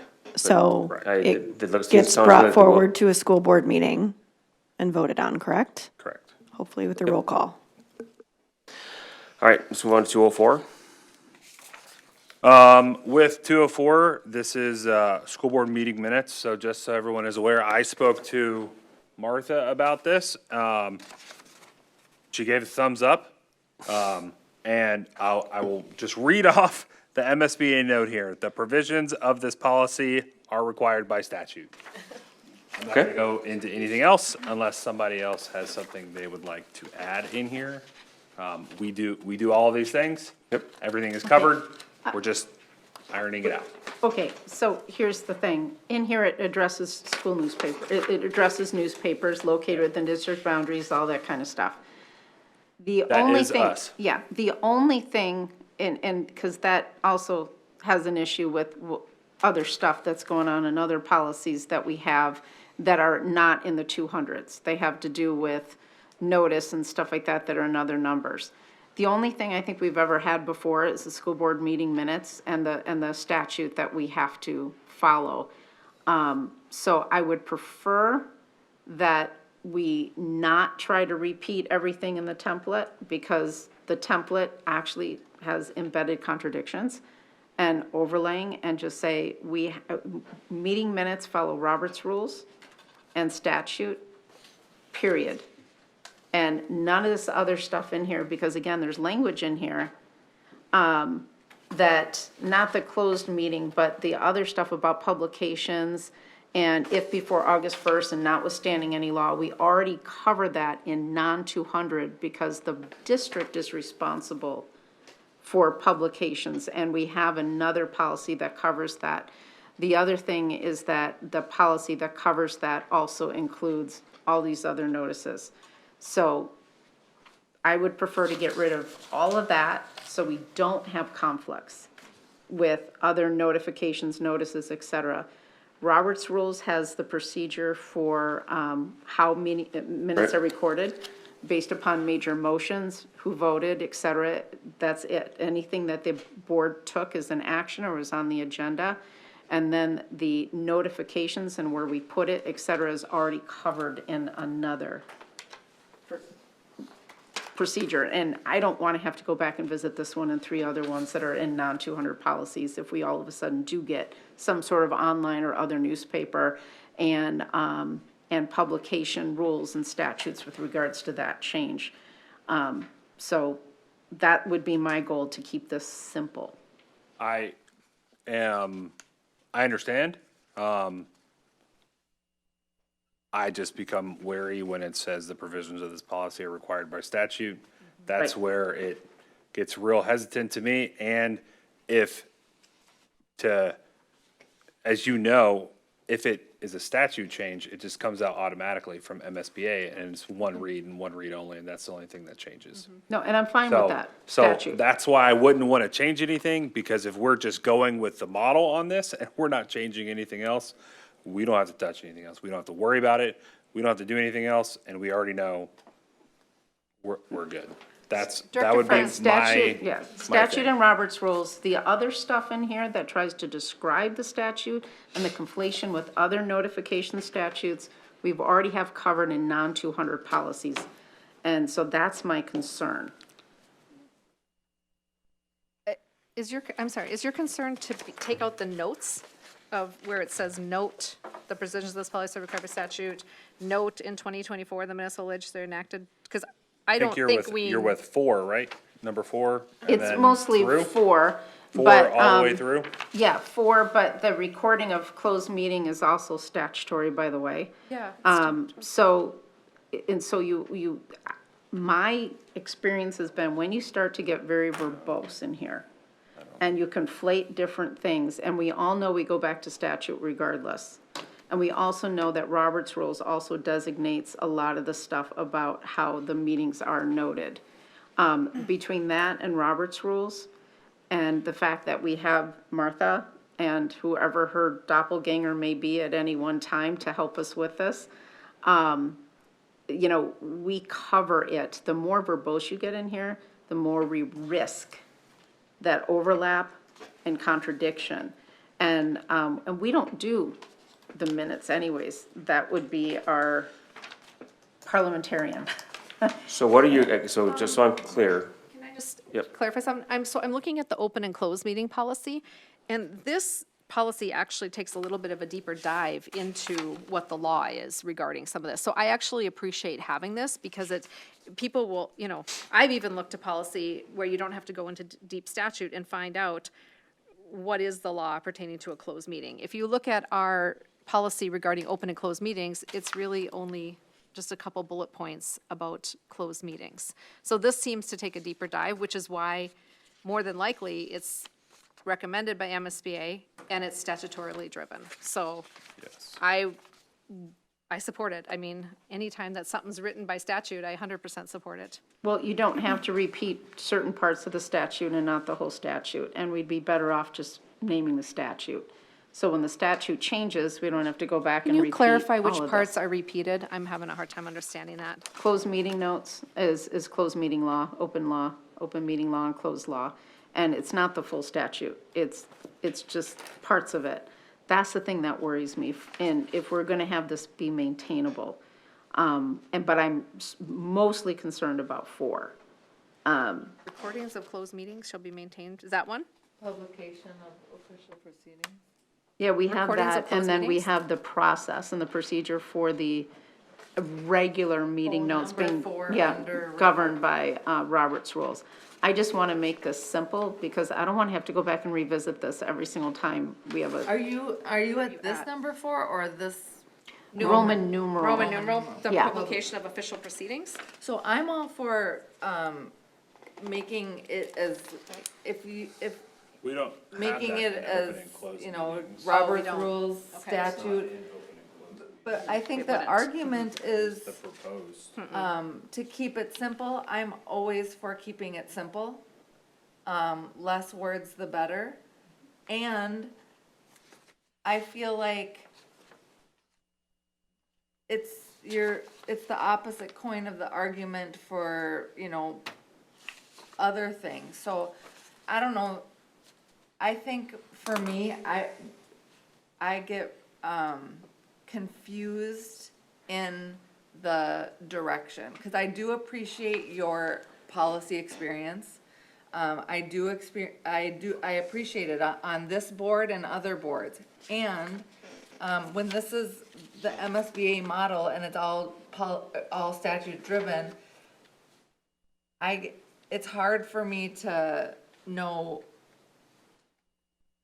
We, as a board, gave the direction to use MSBA policy. So it's like, I hear you say, let's just keep it simple and not overlap. I hear you, and I'll say, okay, great. But then I also hear the will of the board was to use MSBA. So then I say, okay, No, great. It was And to then- use MSBA as a guide. As a guide, and Right. that's what Not this to is. just cut and paste. Okay. And and again, MSBA policy, a lot of the stuff that we have tries to spell out, we've already had a couple where our attorneys have come in and said, yeah, they tried to summarize the statute and they could have gotten us into trouble. I just prefer to keep it simple. If we follow Robert's rules, and we did the original one that talked about meeting minutes, and because closed meeting is a law, and the statute's in here, why are we trying to only recreate part of the statute? That's what worries me. It just worries me because of the maintenance of it. To make this one of the longer statutes of everything, longer policies of everything we're talking about, just so we can cut and paste from a statute, worries me. Why don't we just put in the statute and say, we're gonna follow statute, we're gonna follow Robert's rules for the meeting notes, and we're going to delegate the role to our designated parliamentarian. Well, and That's given we keeping did it not simple. even have, we don't have a school board meeting minutes policy. Okay, so what I- that's a whole nother story, because a lot of our policy numbers were created before MSBA changed their numbers and vice versa, so the numbers See how are we are different. getting in this. So, Right. duly noted, Mary wants to be 3 sentences. Any other suggestions or questions? I don't disagree with, having it be short and just saying what statute. I have no problem with that. but we didn't have a school board meeting minutes Right. policy. We didn't have a separate policy, we just put in there that we would follow the law and that we would follow Robert's rules for the minutes. That was in the original, one, and that's one that's already been wiped out. And that was, I believe, in the operating norms, or one of the earlier 200s. Because that's all we ever needed. This should not be we're never gonna, we can't change anything in here anyways. I mean, it's the statute and Robert's rules, that's it. Well, and I think when you look at like, what's the intent of the policy, right? You always have to ask, what is the intent? It's the policy of the school board to maintain its records so that they'll be available for inspection by members of the general public and to provide for the publication of its official proceedings in compliance with the law. And I do recall, and I think it's right here under legal references, there was a law that was passed just last year about this, about how we publish the meeting minutes and stuff. So I think it's great to have a policy surrounding this because it calls it right out and we're being transparent with our community and they know where to go to find it because there's a policy that actually talks about school board meeting minutes versus being hidden in another policy for wherever it is, so. I like the way you read section 2 for general statement of policy, because in there we could just mention the statute or refer to it and just say the meeting minutes will follow Robert's rules and that the board delegates the creation of the meeting minutes to our parliamentarian, or whatever we basically delegated it before. And that's pretty much all this policy needs to state if you wanted to keep it a separate policy. Well, it does also say all votes taken at a meeting are required to be open to the public pursuant to open meeting law. There's a lot in here, so, But I that's in the mean, statute. yeah, but a lot of people won't go read the statute. We've kind of gone back and forth on that, where, so. Okay. I will of the board, but I personally don't want to have to maintain this thing if I stay on the board, like more than another term, because that would be a pain in the butt and we wouldn't be changing anything. If anything, we'd have to maintain it. I hear that argument about the maintaining. I hear the argument about it being short. And there's always the other side. So, will of the board. This is what was brought forward because it's MSBA's model. If there's specific changes or, specific strikeouts so that we can all look at it and be able to vote on it, I think that's another thing that I've found challenging in this, going through all of our 200s, is when we come to the study session or we come to the regular meeting, we are doing all this talking about things and we don't have what we can vote on or what we can edit. And that, for me, is challenging in trying to, compile thoughts. Okay, how about this then? Would it be okay to scratch Roman numeral 4? And shorten it by that much? You said that, I think you said at least do that. I think that's the one that would probably have to change the most because, Does that make sense that- to and everybody, that, or? yeah. But just keep the statute. yeah, we'd have to keep the statute and statute. legal references no matter what. So then, So would that number 4 is just all about how we publish the minutes, and it takes up a whole page and a half. But it really is all just the statute, 124D.61. Well, actually, Robert's rules also determines what you actually record. The other statute covered closed laws and the publication.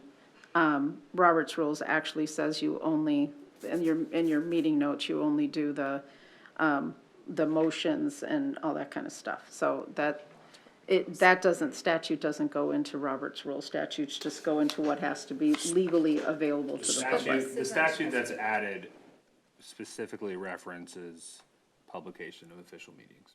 Right, publication, then- publication. It has nothing to do with Robert rules. So- No, so- the It's where Robert's, the meeting minutes are So published. if we wanted to strike 4, we could, because. the if we statute strike says 4, would everybody be able to live with this thing? Yeah, I'm good. No issues with that. All right, we're striking 4. And moving on to 205.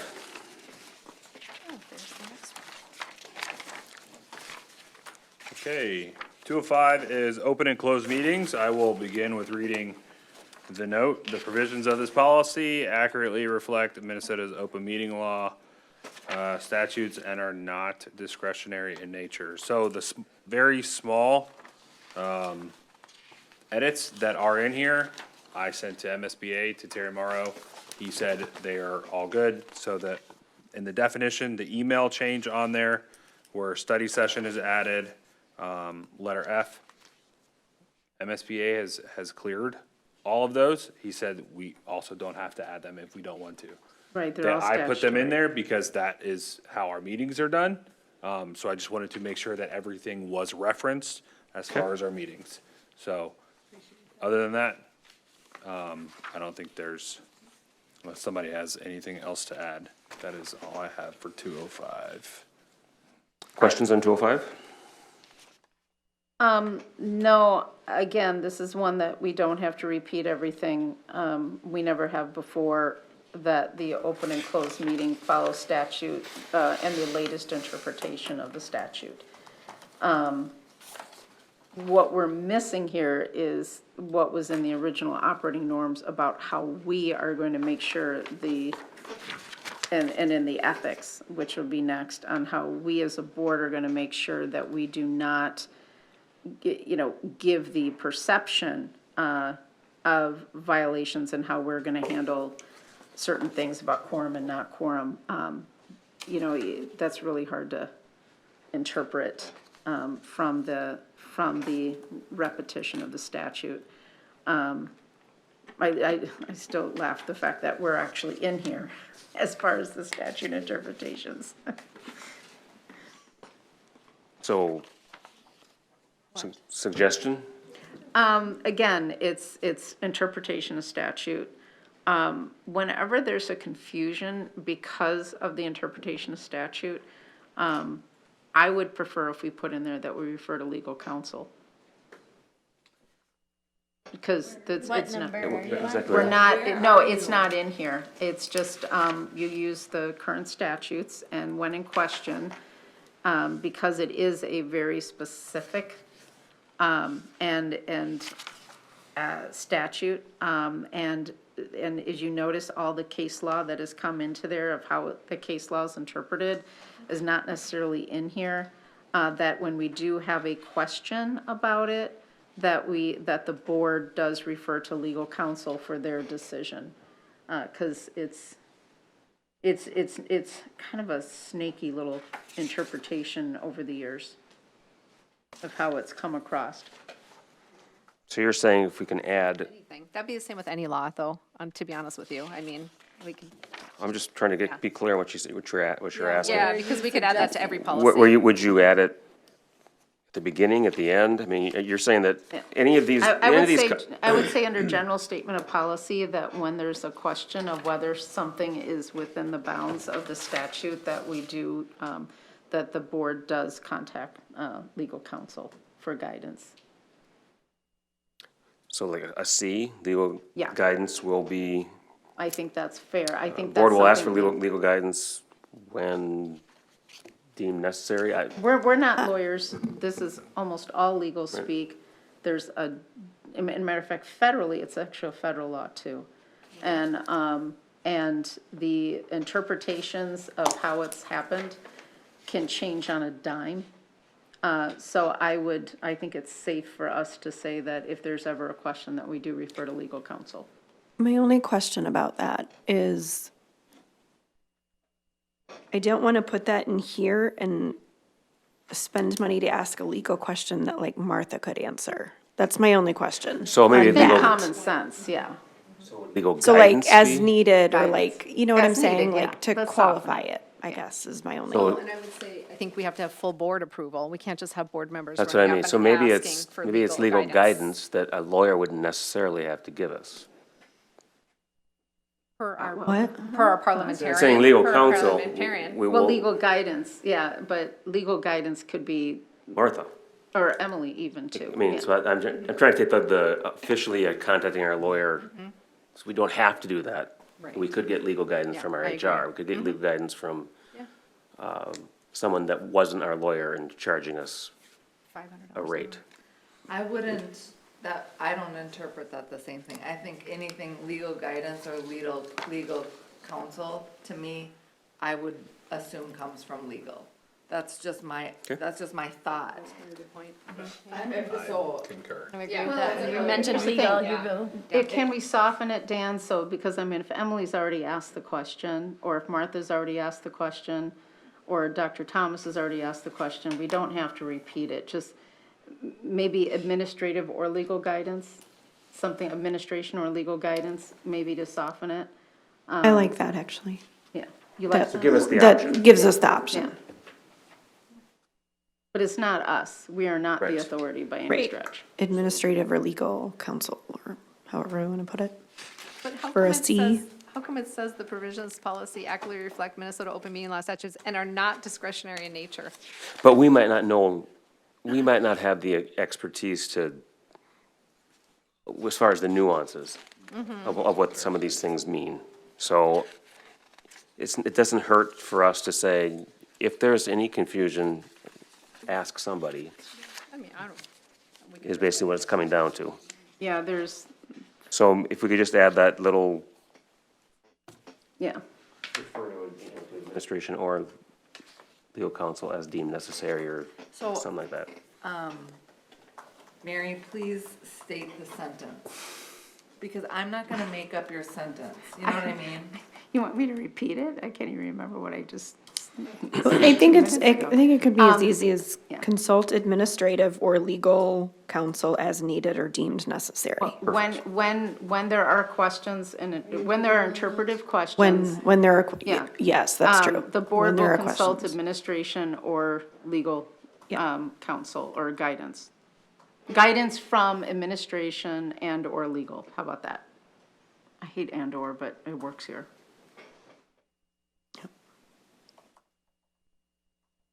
Does that work? Got her? I got something. All right. I got some.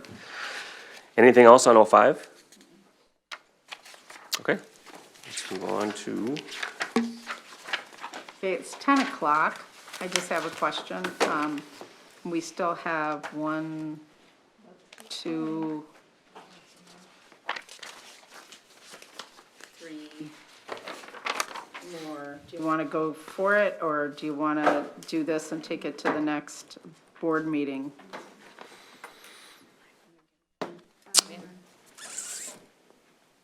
We can get them done in the next half an hour, 45 minutes. Personally, I would appreciate the sooner we can get the 200s done. It has, like, as It to has. Jessica We've- Olstad's point, the 6 months of discussing the 200s, it's valid. I'm also thinking of Dr. Thomas and Martha, who have to sit I through think this. about them too. And let's see what we can get done in a half hour here. let's see. I Okay. have confidence. Okay, so policy 206, public participation in school board meetings, complaints.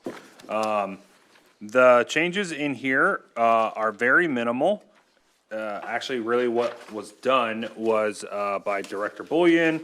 She just honestly moved some things around so that it fit the other policies that we had. So that we had open forum going first, if I remember correctly, I'm not looking. Open forum, and then, what was the next one? And that's all the way down in the procedures area, towards the end. So we didn't have this policy before at all. No, we did not have Okay, this so policy th- before. obviously the And changes just- are great, because it's a brand-new policy. It is, it's a brand new policy, and just so everyone's aware, public forum itself is addressed in 207. So when I got feedback from everyone kind of did it in both, but public forums, the public forum area specifically is addressed in 207, which is public hearings. So, it is, yes, it's just, deals with different items. It's a little, it's just different. We changed it more so in 207 than we did in 206. We kept 206 the same. I hope that Any feedback? explained. I was okay with the changes. I don't even know why we need it. Don't we already have that, we have a public forum and we've got the rules for, oh yeah, that's right, we ripped out all the rules for people and their behavior, right? And this is, discusses data privacy, which is already discussed in non-200s. And the public's opportunity to be heard, we've already got an open forum. We already have the procedures in the open forum meeting that we specify a period of time, right? We already have that in our meeting cadence and another 200 policy. And that we recognize 15 minutes. And that the school board chair, if you want to add one speaker at a time in the previous cadence. We already have a discussion of data privacy, so that's already in there. And then the only thing new about this is complaints. And we already have that discussed about complaints in another policy of how it goes through the hierarchy. So I'm a little confused. This policy is being brought forward because it's an MSBA model policy Correct. that we did not have. I understand that, but we already Not- discussed almost all of these in different areas, including, Many of the policies have things that, Intertwine and Intertwine. interact, and that's just, And I was How saying, it goes. I like this one. I always thought we should have this one because it gives the public clear direction of where to find. If they want to come speak, they know exactly where to go to find this, where before it was intertwined in our policies and you couldn't find it. So, but this conflates with data privacy and it just restates what we already have, that we have an open forum. And Yes, it but I doesn't say don't the think rules someone for, is and it going doesn't have any to- rules for open forum, it just says you can come, chair will recognize the speaker, we already have in another meeting, another policy that we have 15 minutes. So you have the limit discussion, we don't, have the policy anymore that we actually took out the fact, a while ago, that you have to limit the discussion to something that's only on the agenda. We took that out a while ago. Are we adding that in to prevent people from speaking about things that are not on the Where are agenda? In 6.2. 6A2. The board retains the discretion to limit discussion of any agenda item. You already have that. It's got 15 minutes and you give each person 3 minutes. That's already in the other one. And you talk about any agenda item. We actually took that out a while ago so that people could talk about anything. we can strike out the procedures part, so it's only in one policy, it's not And, in 207. yeah, and It's we already going- have it's a going to be data in privacy 207. one. okay. And we have the rules of the forum saying and public personal hearings. attacks. In public hearings. So you suggesting we're scratching procedures, all of number 6? Is so, that what I'm And hearing? and why do we have the complaints against an employee relating to child abuse, discrimination in here? We already have that in official Again. legal complaint. This is an MSBA model policy that I get it, they, I get they're it. bringing up, and, you know, Yeah, there's, you It's- guys, we it's- gotta be a little discretionary here because we already have this in other policies. I'm aware that we've got a lot of things and a lot of other policies, and sometimes Policies people we've already only wanna approved. come right here. Policies we So- already approved, and policies, the data privacy policy, we have a non-200 one that goes through that. Yes, but we don't have a 200 one, that would be my argument. Why do we need a 200 one? Why don't we need a 200 one? We're not individually discussing data privacy Someone could walk up there to the Somebody- podium it's- and it's- do it. for the forum. Right. and again, like, we could sit and argue Yes. every point. I think when it comes, for me, we can argue every single point, and there's validity to it all. And for me, it goes back to what the will of the board was early this year. And that's where the struggle, this is the struggle that we're in as a board. We're taking so much time and so much effort, and then, so as a board, we stated we wanted to use MSB as a guide. Okay. Maybe that was the issue. Maybe that was, but that's what, it was the will of the board. So that's what we have tried to do.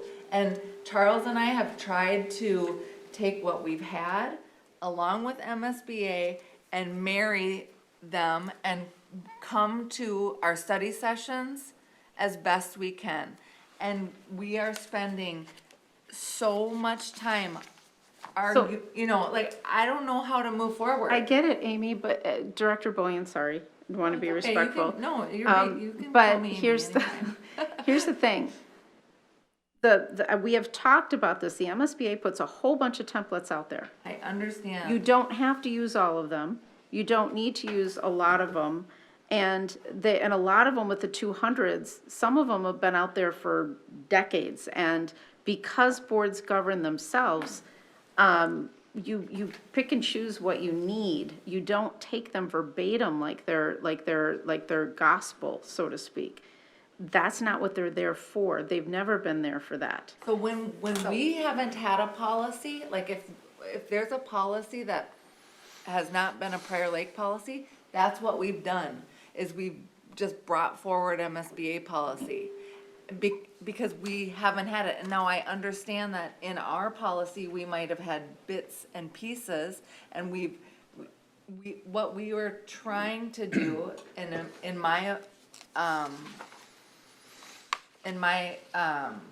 opinion, I guess, is that it was to take the guide of MSBA, take what we have had as Prior Lake Savage Area Schools, and try to bring forward to our study sessions where we could say, okay, do we want this or not? And that has become, it seems to become increasingly challenging, meeting after meeting. We're on the final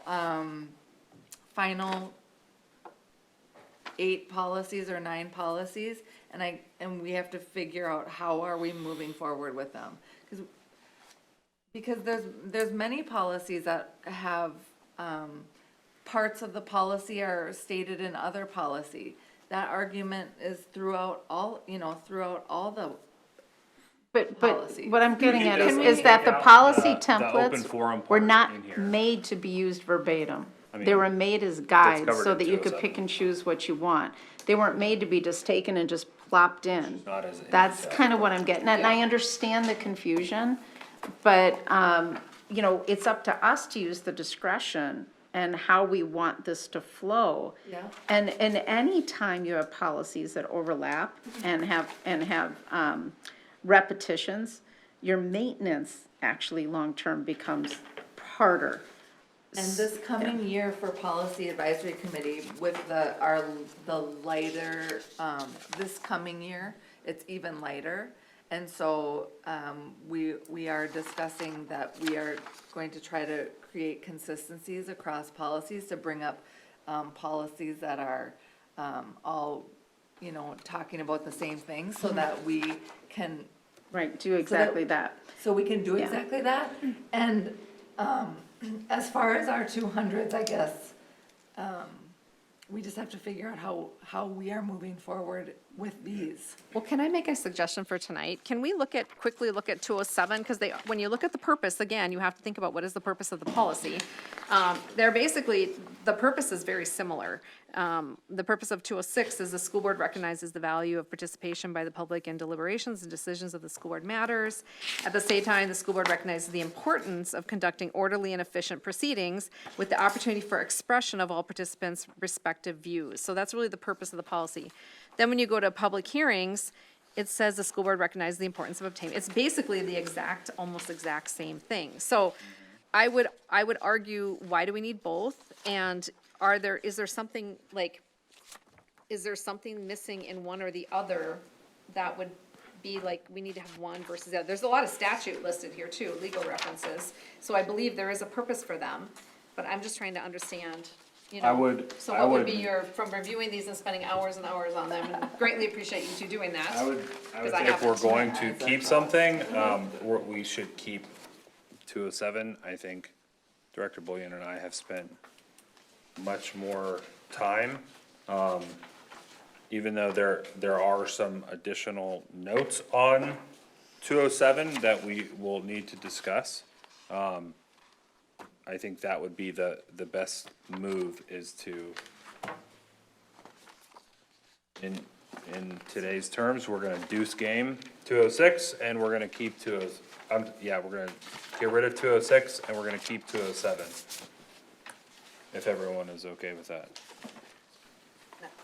I'm fine with that, because again, what is the purpose? They're very similar purposes. And it's, 207 is actually a little bit cleaner to read. And it doesn't As have long those as we procedures are, in there, as long as so. we're clear that there's a difference between a public hearing and an Well, open that is forum. the other thing, the title It is is. very confusing, Say, so. can we change the title? For public hearings. Right, and there is statute for public hearing, so I understand Yep. why they have two We don't separate have policies. either, like currently, we don't have either, so. not that's- We did, because we don't have a policy about it, if somebody calls for it, then we have to have it by law. That's why none of this is something that we even have a choice over if it got called, and that's probably why we don't have a policy on it. Just like we don't include the data privacy, because we don't enforce it here except within ourselves, and we already have the oath of office and all that. If a parent came up there and did that for, in 206, that's kind of we can't enforce the law on them. They can do whatever, say whatever they want.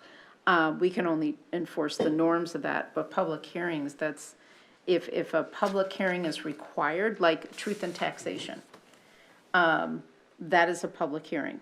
We do that, and it's mentioned in our current, what was put in the, God, what is it called, the agenda thing, that when we have that, we have to follow public hearing, and I think the statute's already in there, but, so, I mean, we can keep this in here, but it's, I guess, so before each meeting where public comment will be heard, a request form will be available 10 minutes.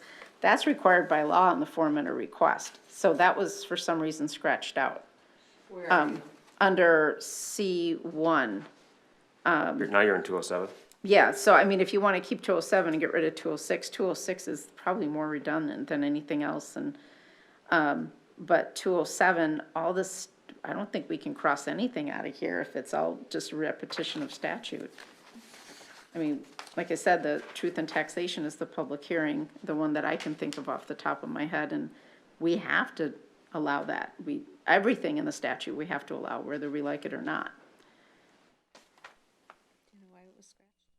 I'm sorry. Do you know what- why? And the Which one we're signage talking is about? in our boardroom 207, in the general. end part, why Yes. it's scratched. And the signage doesn't have anything to do with public hearings, by the way. It has to do with our board decorum. We moved, request forums to address the board will be available 10 minutes prior to this scheduled meeting start. It's right there. No, but she's asking, why did you scratch this part? Sentence is scratched. Oh, it's extra, we were just trying to make it easier to read. That was, Says the same thing in less words. yes. Yeah. Well, public hearings are, I mean, just like open and closed meeting law, they're pretty specific to statute. And they're pretty specific to our normal cadence of some of our agendas and what we do here, so, yeah, so, and the other thing, the I think signage with that has nothing to argument, do with then we public have to hearings. keep both. Well, no, the public hearings is statutory. If you want to keep it in here, that's fine, but mention the statute and say the statute will prevail regardless of what we Statute's at the- cross out. Statute's written It's in at the there, bottom right of the there. page. Right, And it's at the public So hearings, it's why- listed in there. but the only thing that isn't statutory in here is signage. That goes to all of our board meetings, no signage is allowed, so why did it end up in public hearings Actually only? wasn't. It wasn't in policy. It wasn't in policy. Well, it doesn't anywhere. belong here. Where would you And it suggest? belongs in 206. No, I would say it would belong in our board operating norms and our thing for, yeah, where do we have the signage rule now? It doesn't. So do we Correct. just, why Correct. is it hard to enforce? Do you mind if I ask? It's actually in Well, wouldn't it be 904, which is what we discussed. 904, no, that's not signage in the boardroom. That's, Displaying no. material, I mean, it can be read that way. No, these are adults, these aren't students in classrooms and staff and all that kind It of is stuff. a- It's not, that should probably be in our board operating norms for our agendas, that no signage is allowed, and then also added to the rules out there, when people go to sign up. Because this is where people come to look for. Yeah, I mean, What do I If do we're- when I'm if we're coming to gonna a keep public it- meeting? It I'm should be sitting read here here. listening and like kind of, I don't have a strong Well, if you- preference if either you- way, because I hear both sides, but I do kind of like that, like, we're modeling over MSBA and it's a direct versus like buried in our process. So if someone from public goes and looks for a policy on like meetings, they can read it, you know what I mean? Versus like, I'm gonna go dig into, Can I add So one then- other thing? that would be my only comment, but I agree Jessica- less is more and. Jessica Olsted brought up a good point that we have removed language in, letter C. Which one? I'm sorry, number Which one? 3, procedures. In 207? In 206 or 207, yes. Public participation, letter C. Number 2, Wait, can I, letter A. number 2A, what is? So it should be time limitation. Vulgar language, Yeah? can't define. I think those were the exact words that you sent me. I agree, we have taken that direct verbiage out of policy Right. previously, and I think that we should take it out again, because we cannot define, none of us specifically. Have we replaced it with profanity? Do we have profanity? We, Can't find that either. I can't directly find it, however, I did put a question mark if we wanted to Okay. move towards that, but then I think that would bring us back to the same scenario of who wants to define what. So I think the best thing would be to just So can I have a, strike, I have a use suggestion. vulgar language. We have rules How for the about open just forum disclose already personal that you have a information right to about read others? off, right? I think would probably be the best. Yeah, we have rules for the open forum. So In- what if we created a policy out of that we can also place over there and add in the no signs to that? Because, about, open forum as well as, our control of the boardroom. And if we, and put no signs in that, and then memorialize that in the policy and make that the open forum policy. It, providing that people are okay with the rules there. The rules are a little, I rewrote them to make them shorter, at one point in time, but, what if we do that? Because public hearings really should stay concise to the statute of public hearings that we're required by law to do no matter what.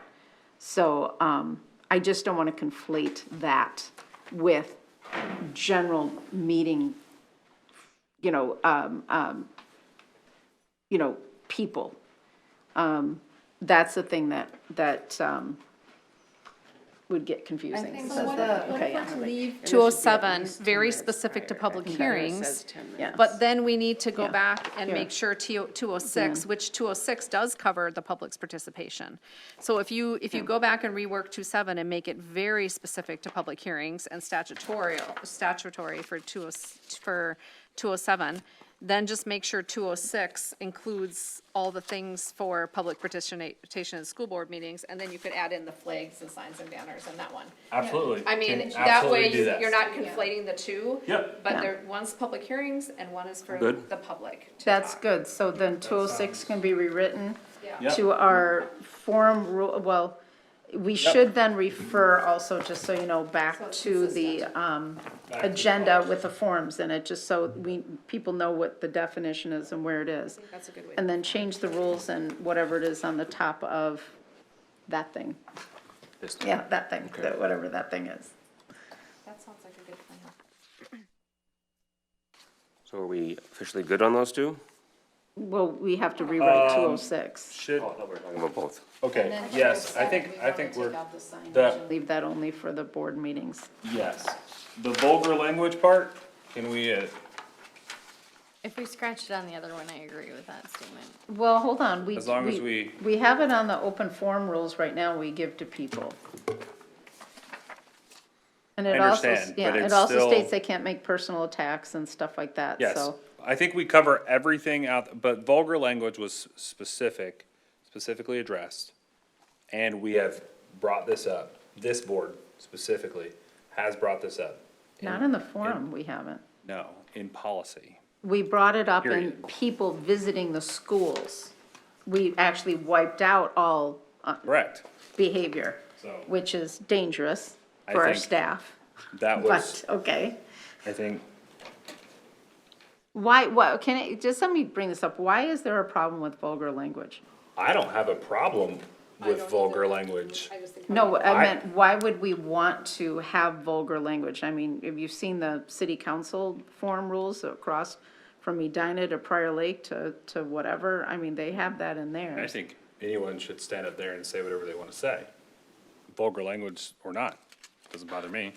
But They're I citizens would of our say having community. it in the policy, if it discourages 90% of it, that's Yeah. 90% less we have to deal with. I think the And biggest thing who's is ever that, sitting in the chair, think you the need biggest to have thing the is right that- to say, Yeah. you would need to leave. This is unacceptable. sure, So I think the I have no biggest thing is they problem need to leaving it. realize that there's kids in the room. Yeah. And that's what they should be focused on, right? And that should be the focus of everything that goes on at the podium, right? Is that it's for our kids, That's why we had the no vulgar language in there. so, but ultimately, it's not gonna stop anyone if they wanna do it. Well, no, it gives But- the chair, or whoever's Absolutely, I sitting don't in there, disagree the with you. right to Yeah. say, you violated policy, you cannot speak anymore, and remove them from the podium. The only time I feel like it maybe has been taken a little bit too far was, I believe, I don't remember when this was, a while back, someone was quoting something. Out of context. Well, regardless, if somebody's quoting something in school materials, then Yes, I Yeah. remember. I believe that it is appropriate for them to say at a stand if it's. Okay, Right. they weren't Yeah. quoting something They in were school reading. materials, can we make that clear? It Well, was but quoting if something. that was the yes. case, Right, yes. and that would It may be or my not have only been that. exception, If like. it was the case, I understand what you're saying. Can I bring up a point that I think was a good point to bring up? Under procedures, I'm back in 206. Under procedures, on number 6, under number 2, under open forum, Which policy is this? I'm this sorry. is 206 206, okay. procedures. Roman numeral 6.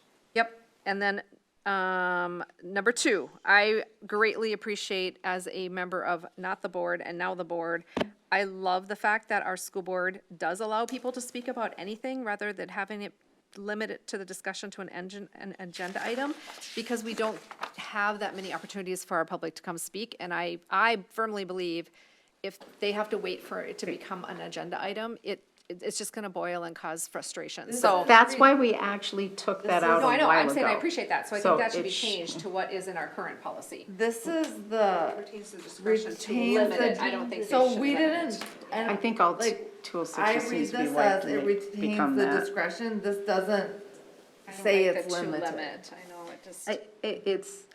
I agree with Director Atkinson on this, but I also agree with 206 should just be the rules of the forum and of our board room. And we already have a lot of those rules down, so I think we should just recreate it according to the rules that we have, and then come back and review it in its entirety, so that we're seeing how it looks, and include the signage in there too, since that wasn't, in there. I think that's the easiest way to do it. We already have a data privacy. I don't want to conflate it with that. And do we have any rules in those rules about people speaking at our board meeting that have to have some sort of connection to our district, like live in the district, have a student in the district? Don't have that rule now. So, We don't have that rule now, no. oh, did we used to have that rule? No. I felt like you had. Just to keep be, outside agitators from coming in and speaking? I mean, I know that's happened in the past, I've seen the meetings. It My hasn't memory recently, says that at one but- time you had to be a resident of the school district, but I can't. I'm just I- asking, because. I appreciate the Sorry, sentiment, but I Martha? think just as a Martha? Oh, I'm sorry. Martha, you wanted to say something? Yes, so we used to have that, and then MS, they also had to state their address. Do not ask somebody to address. Yeah. Because somebody in Rochester, then somebody went to their house or something. Yeah. Yeah, that's good, So it's on your honor that you live in the district. okay, And that's fine. okay. And you're right, public meeting, they should be able to. So are we clear as mud on 206 and Clear spot on 207? 206 and 207. I haven't taken a note, so. I get, I got it. Good. You're good, Director Bullion. If you wanna go and, describe the meeting notes. So we're at Can I get a- 1027. Can I get a clarifying? Yes. What did we decide? Are we taking signage out? Thought we were moving it. Signage in 206. Okay. Where does signage stop? Is my question. As far as I'm concerned, no signs in the boardroom. This is not a public meeting, it's a meeting in public, and we have the right to keep decorum as any way we want. So nothing, zero. You're gonna come and speak, God bless you, but no signs in the boardroom. It's fine. I just want to make sure that that's, Every Clear. all. Yep. and that it doesn't extend out into our parking lot. No, absolutely not. Okay. Just not in the boardroom. So people can do what they want in the parking lot. 100%. Great.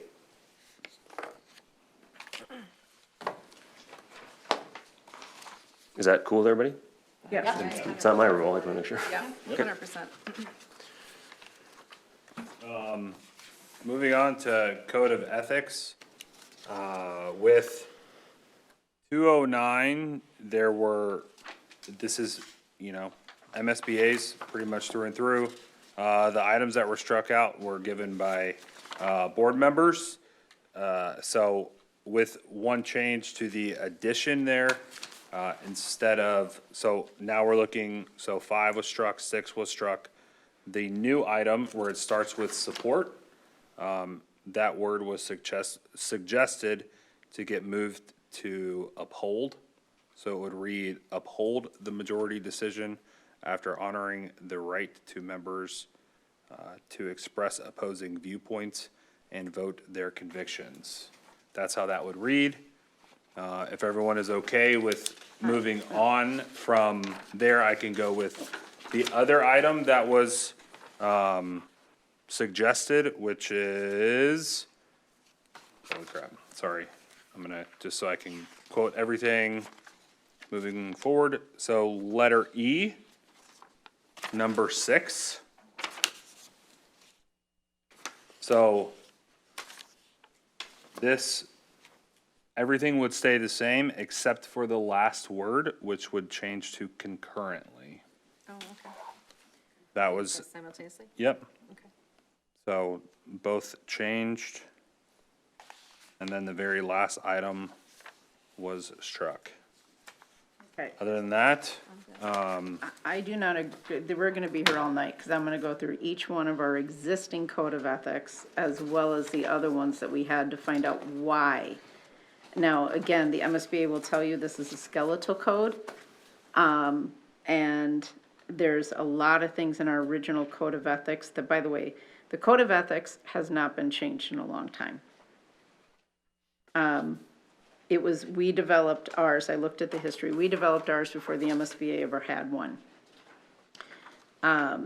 So there's things in the original code of ethics and the language in there that had been approved by an attorney last year you were on there, actually, Dan, before you came back on the board, that include not to use the public board office for personal publicity or to avoid any conflict. And the only reason that we had changed anything in policy 209 is because it conflicted or it was an overlap with what was in 203 before. So there was language in here that actually enforced our professional behavior quite clearly and also in line with almost all other standards. So if you have suggestions, could we be methodical about that and just raise one and we can say yes or no, or go through it quickly? I Just agree, to not because be on I the- when we sent did in a the- very long note a month ago or so. Right. I was just gonna about say, that. when we reviewed this, Very, Director very France, long one. in September of 2023, we spent a lot of time on this. I think we spent No. 6 months on it. And one of my biggest concerns is that there was so much confusion between whether it was an ethic or a norm. And so I actually appreciate this and like this because it's very clean. These are MSBA ethics. I would also say, yes, if we're going through this and you see one thing, I mean, we were, again, like Director Bullion said, we were tasked for using MSBA model policy.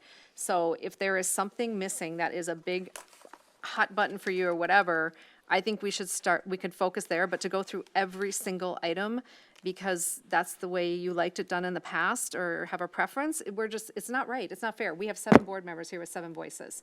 And this was the guidance to use MSBA model policy. And that's here where we're at, and we had 2 board members who worked very hard on this to get to this point tonight. Okay, they cut and pasted in. I'm gonna just acknowledge that. Now, let me just, I'll go through that. We did not spend hardly any time at all We on spent 6 months. 209. We spent 6 months on 204. We're there are points that talking you about want 209. in, Are there just- Yes. specific We're talking changes? about- Are there specific things? Are there specific things in 209 points that would you like you have added? issues with? Okay, so what we had taken out of the original 209 and put it in 204 before 204, or 203, I get confused, got moved, was that before a board member brings something up, especially numbers, that they will validate the information that they have when they speak at the public board meeting, or at least make an attempt to validate it. So we're not sitting here and arguing What about number is stuff. that on our current policy, just so I can follow along? It was on the, it was before we removed it in 2023? It was redone in September of 2023. Yes, so we And removed that I in remember the whole 2023. conversation about validate, because there was a lot of conversation about how do you validate? Where do you get your source? There's so many different Well, it sources of actually went information, into and, like, detail on that. We went Director in- Atkinson, it and said- again, it said if if you're gonna- somebody says, I validated it and I found my source, and then another board member argues and says, well, you didn't validate it because that's not the source I had, then again, there's this whole bias of information, and so these are our ethics. These are things like we are supposed to attend school board meetings. We're supposed to come to the meetings prepared.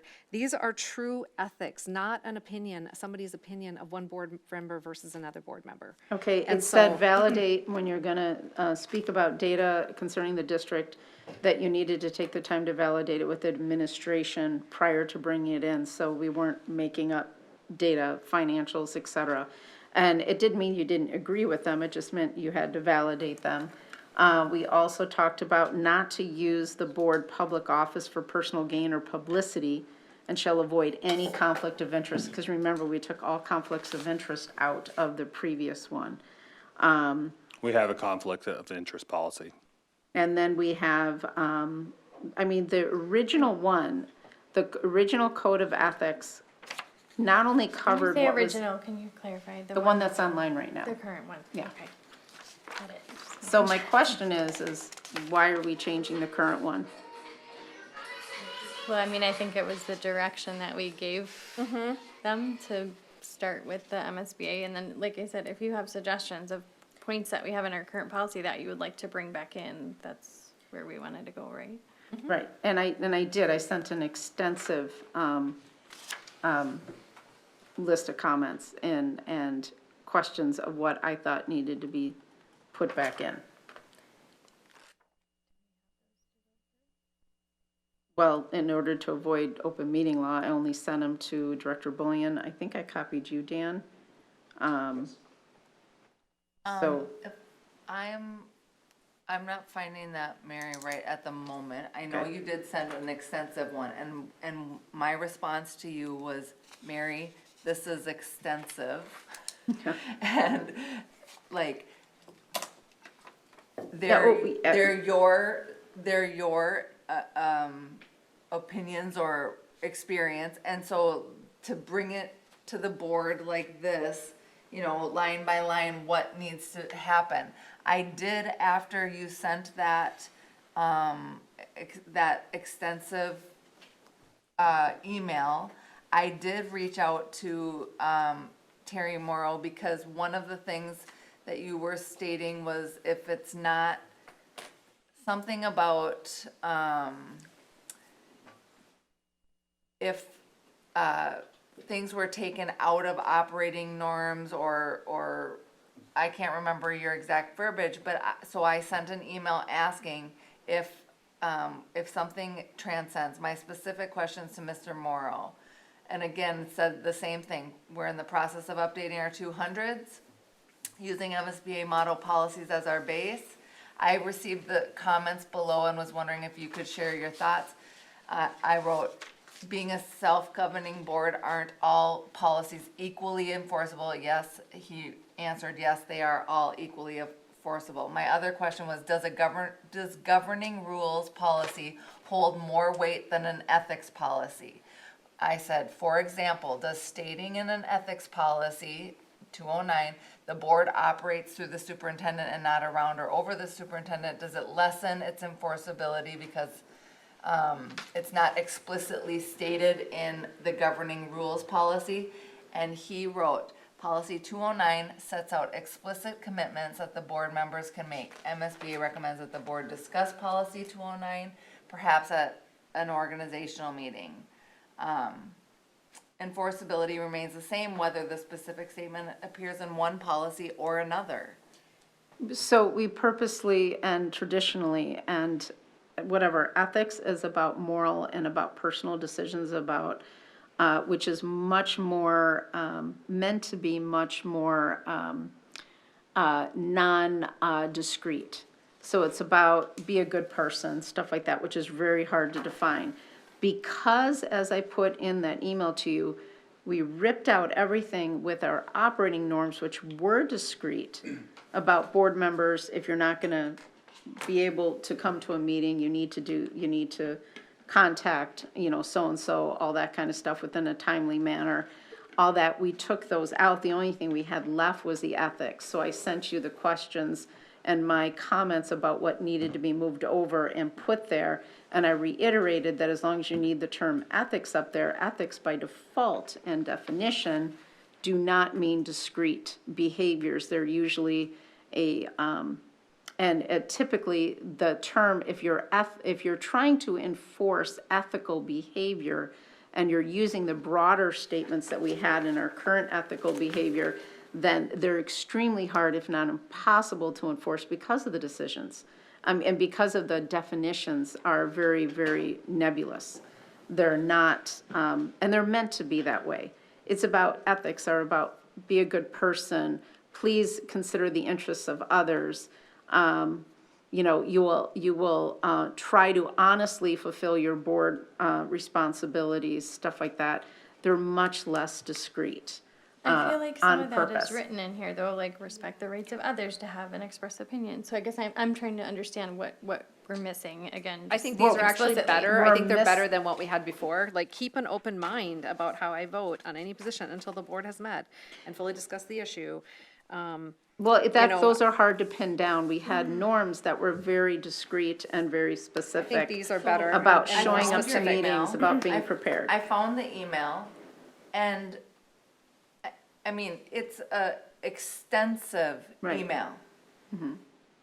And it wasn't looking at, so I appreciate your putting this all in an email, and my response to you was, how do we incorporate it? How are you suggesting that we incorporate it? How do we marry it? Because, I mean, you're giving examples, I don't know what you wanted me to do with this. Well, that came after a long discussion that was one-on-one between you and I, when I was mentioning policy stuff that I was concerned were being eliminated, and you said, go through each one and let me know which ones you're concerned about. So I spent the time and I went through each one. I understand, and I appreciate that. I appreciate. I know it's reason, but overwhelming. what was I to do? And that's why I asked you, you have to come,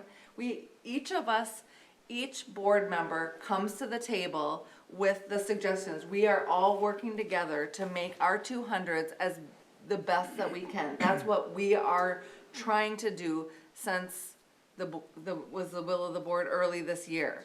So while I appreciate this, I don't know what to do with this. I mean, it wasn't like, okay, and right here, this is my suggestion, and then we can discuss it. Does everyone agree? Yes, no. I appreciate. I was mistaken. I thought that you would actually include that in your discussion with Charles.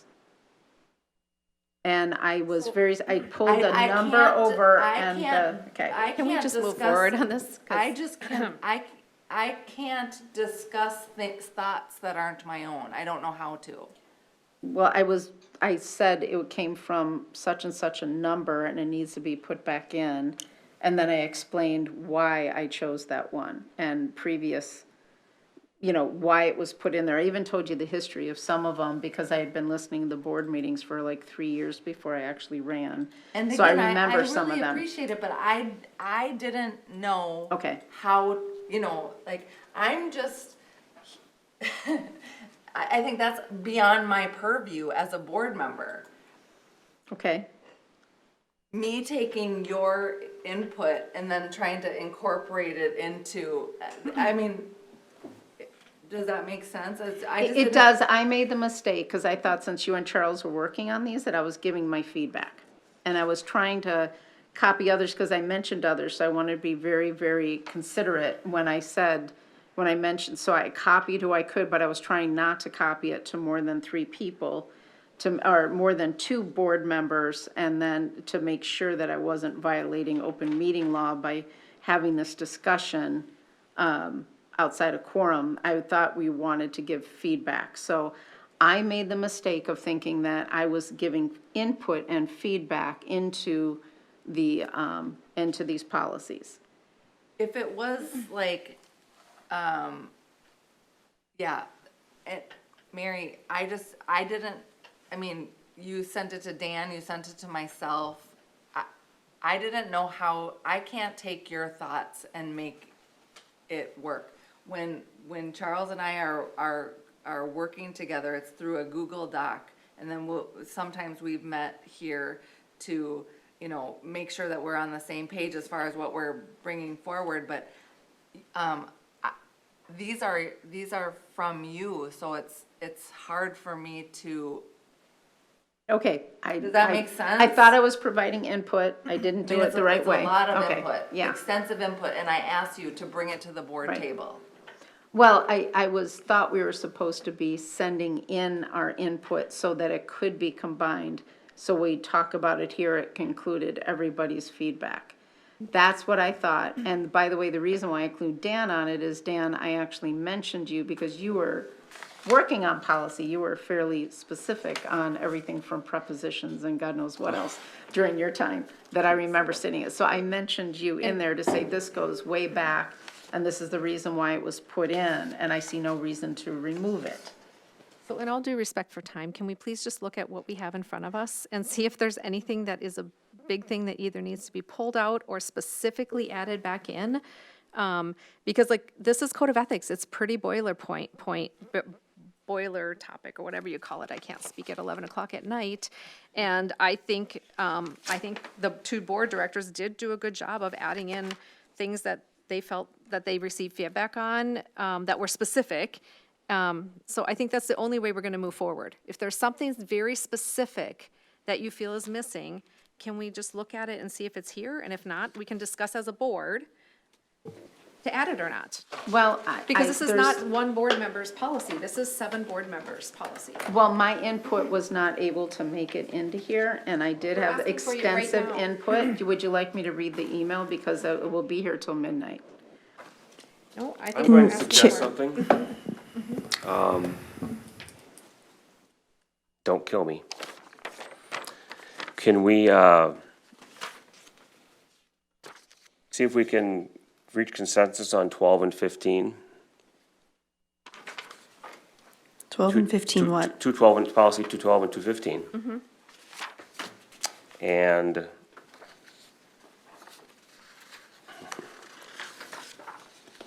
carry this one over to July, What would be the intent of carrying it over? to have the discussion at an earlier hour. I see the last two, I see the last Okay two. with this, but I would just ask that everyone brings like redlined, add this sentence verbatim. Very specific, so we don't sit here for an hour talking. Thing, Chair White, you did ask us to provide feedback You to did, right? Amy and Charles, which we did. Yeah, I think that's fair. So,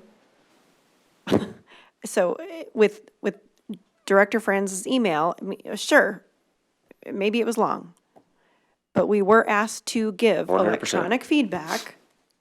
I'm not disputing that. Yeah, and So, it's just taken away no, from time. I know you're not, but I'm saying, like, we were asked to submit feedback electronically, so several, or all, I don't know who it was, because we weren't on it, but to provide feedback, so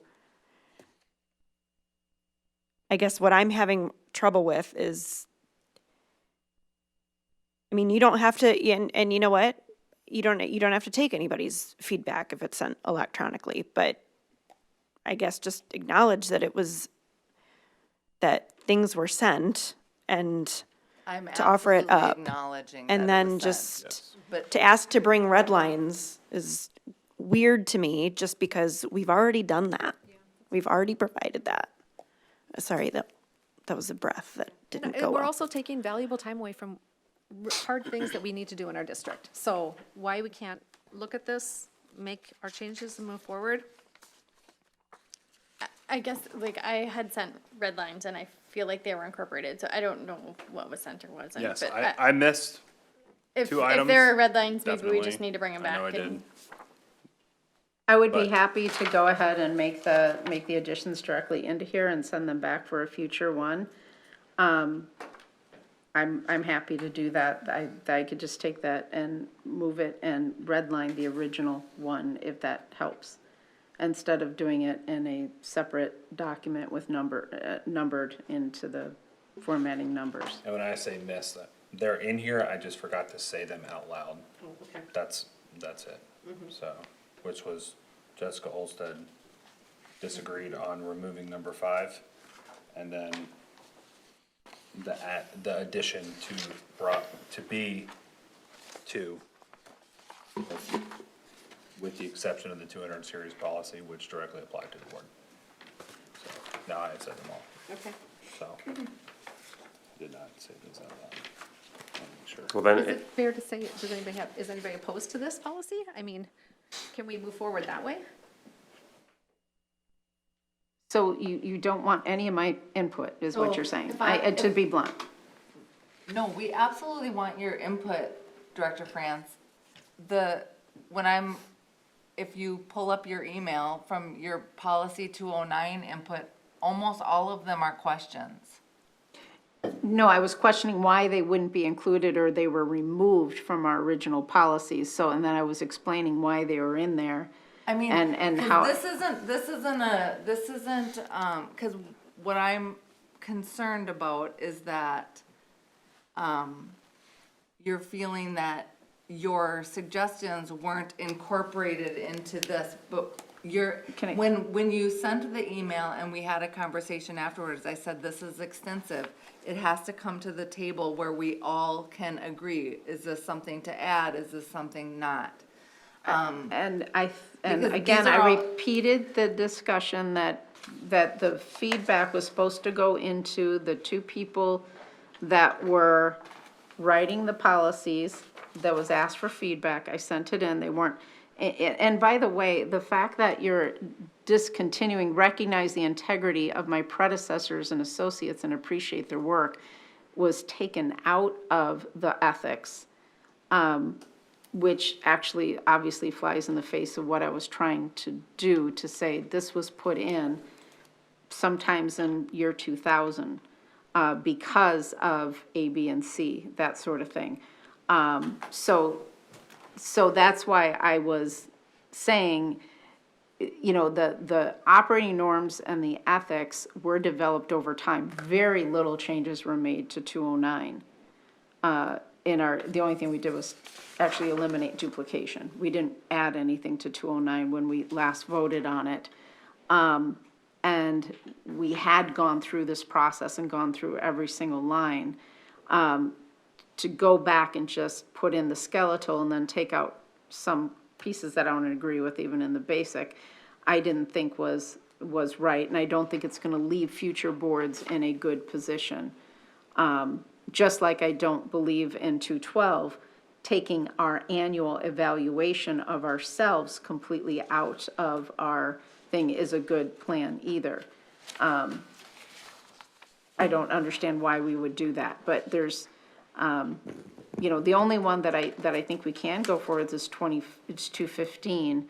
And I'm fine with 215. We made little changes to it, just updated the legal reference and cross-reference. Chair White, Well, you sent an email to the board asking everyone to send the policies directly to Director Bullion and myself. I think it was pretty clear. Yes, and Everyone did that except for me, You. which I did send to So- Director Bullion. and everyone else's changes made it in. And then Director Bullion asked you to bring other things. And I don't know what happened with that, but I think we should move forward on 209. That's just my opinion.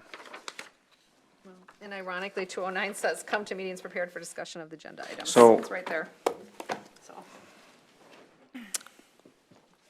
So is, I didn't send it directly to you both either, because I didn't want to break open meeting law. Because if I would have sent it to both of you and copied Chair White and it came from me, there would have been 4 of us. So technically, I broke a rule, I guess. I was instructed in the email. I remember that in the email very specifically. I remember the email well. I guess, you know what? I've had it. I've had it. I've had it. This is not why I ran for this office. This is not why I'm sitting here. I'm very proud to be sitting here, and I take it very seriously, but I have had it. We have 200 policies, and you know what? If we were instructed, if the policy committee was instructed to do MSBA guidelines, and that's only, then I feel I was misled in what I thought we were doing. Then I feel that we were misled. Greatly. And I know I'm supposed to be doing this. I know I'm supposed to be having these discussions and giving feedback, and I have. And I have reached my point. I have reached my point, and I am done talking about these. I'm done. I'm to the point where I don't even want to vote on them when we have to vote on them. Because why bother when we don't even have a policy anymore to dictate if somebody violates a policy? What is the point of all of this? So I am frustrated. I am done. It's 11 o'clock at night, and we have spent more time, again, talking about policies that govern ourselves than actual board work, which is why we are here. I'm done.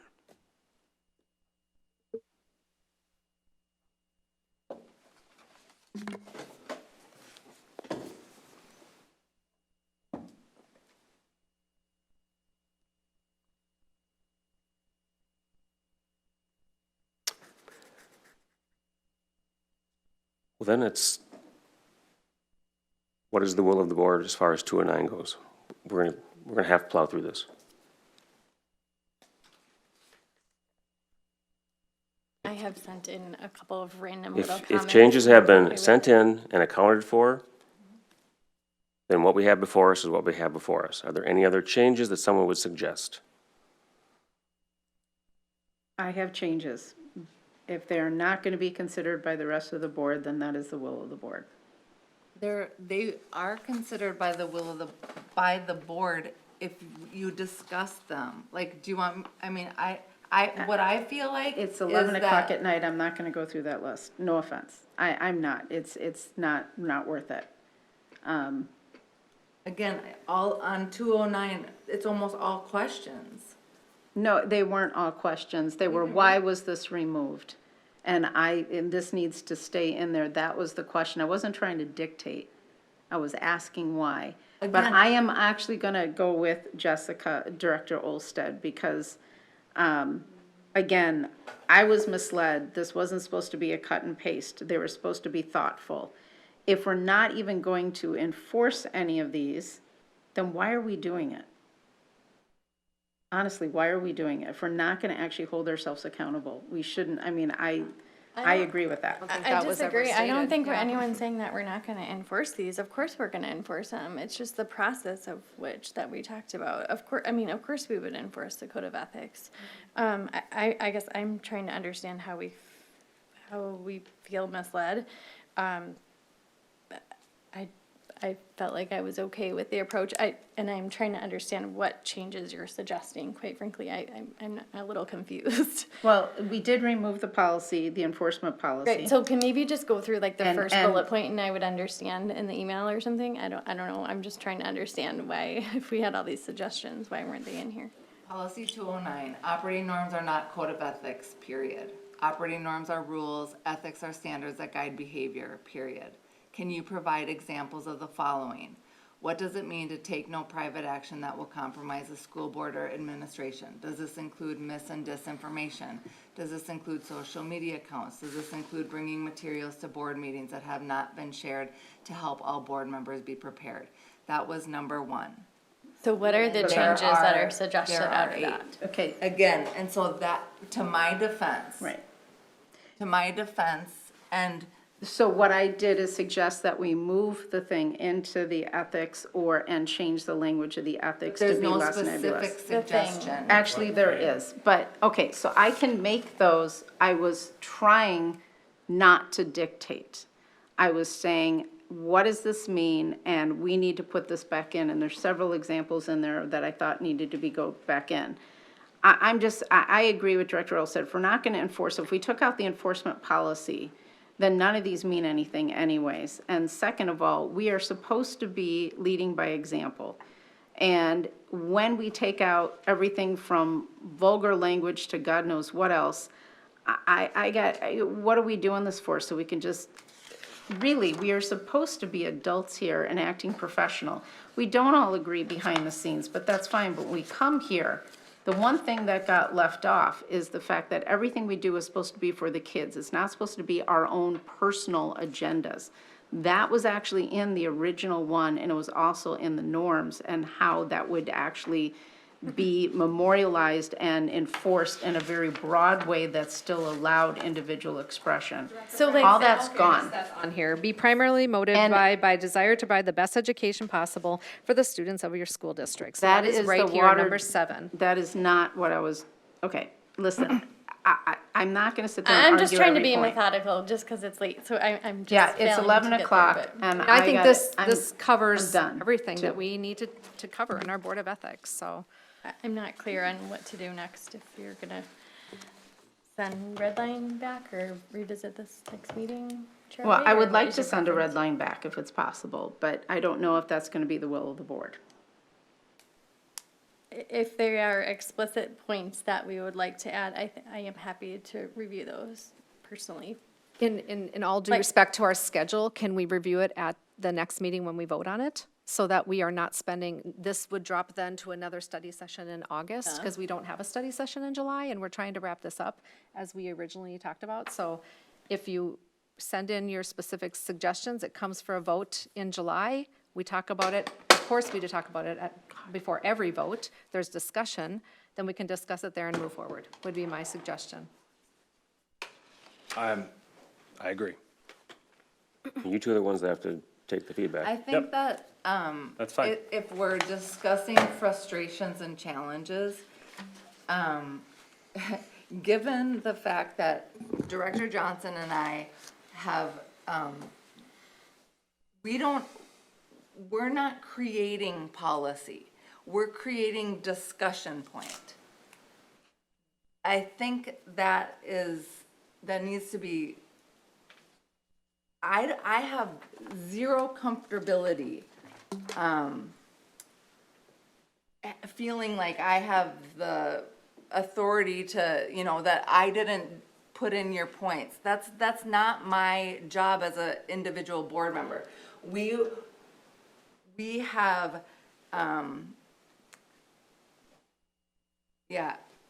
so I'm frustrated by that because I have no authority over a singular board member. We have been doing this work to bring to the board for discussion, but we are in no way writing policy or stating that that's what has to be.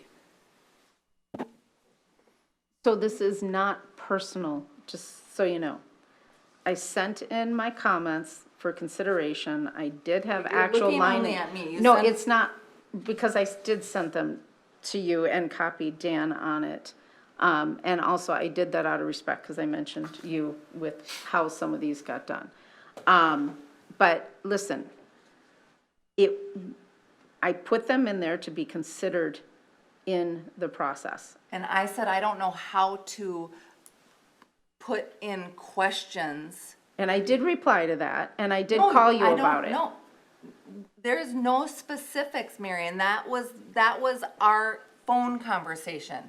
Without specifics that I can put in Okay. to suggestions, I'm not you. So to ask me to do that, I cannot do it. And there wasn't a follow-up email? There was And a I follow. would, No, I don't have a, no, and I would there's just suggest that this. if it's okay with Directors Johnson and Bullion,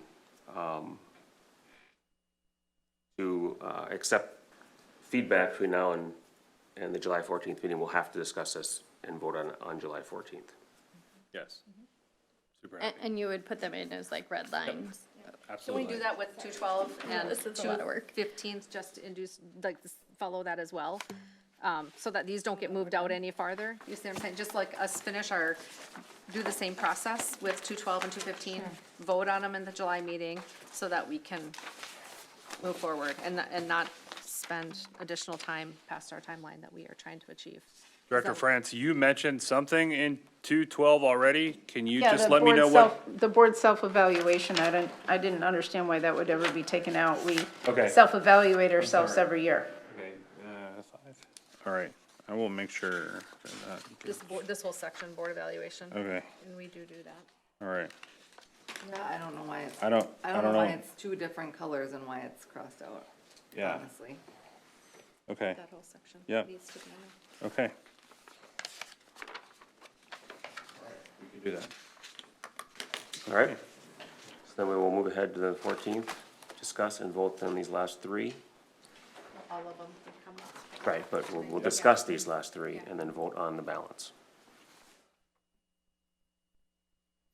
Okay? The last thing on the, I'm sorry. Oh, we have agenda. Last thing on the agenda is then future agenda topics, which I've received one email. But before we move on to anything else, I'm going to suggest, due to the fact that we have, we're in an unprecedented position of having the entire executive team being replaced. At the same time, that a retreat would be in order I was thinking either July 28th or August 4th. Those are both Mondays. I'm talking about no more than 2 hours to recommit to how we're going to interact with the new team and with each other, and kind of level set with all the new staff coming on, so that we can move forward in agreement with how we're going to interact with these people as they come on board. It's a great idea. I'm not gonna be there. I'm gonna be out of the country again that day. Both The days? the last week of July into the first week of August, So both the 20th and the 4th would be out. because that's the whole week. That's fine. I That's just will my two- send, I will validate my calendar and send you so we can book in on either side. So if you wouldn't mind sending me, I mean, if the 28th and the 4th are not agreeable, because I think I will. everybody should be there.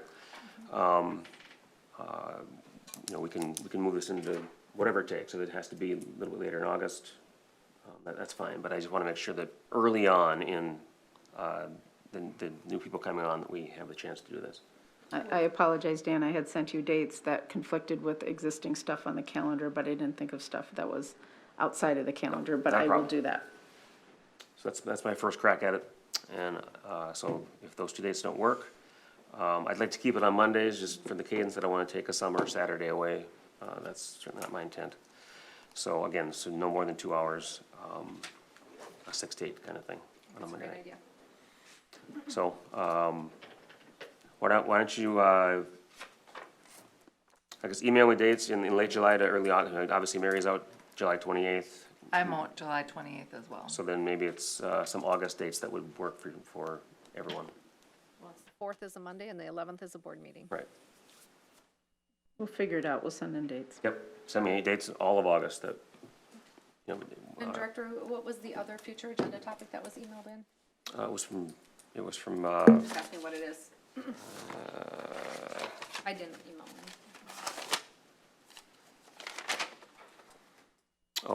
a suggestion on SRO report. So I'll consider that moving forward, and we can go from there. Do we have to get full board support?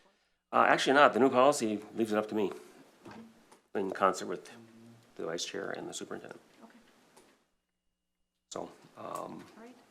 if there's something else to come for the board, I'll entertain a motion to adjourn. We're in a study session, do we need to do that? Oh, you're right, because we came out of a closed session. Oh, okay, okay. So mean. Second? By Amy, second by Mary. All in favor, signify by saying aye. Aye. Opposed?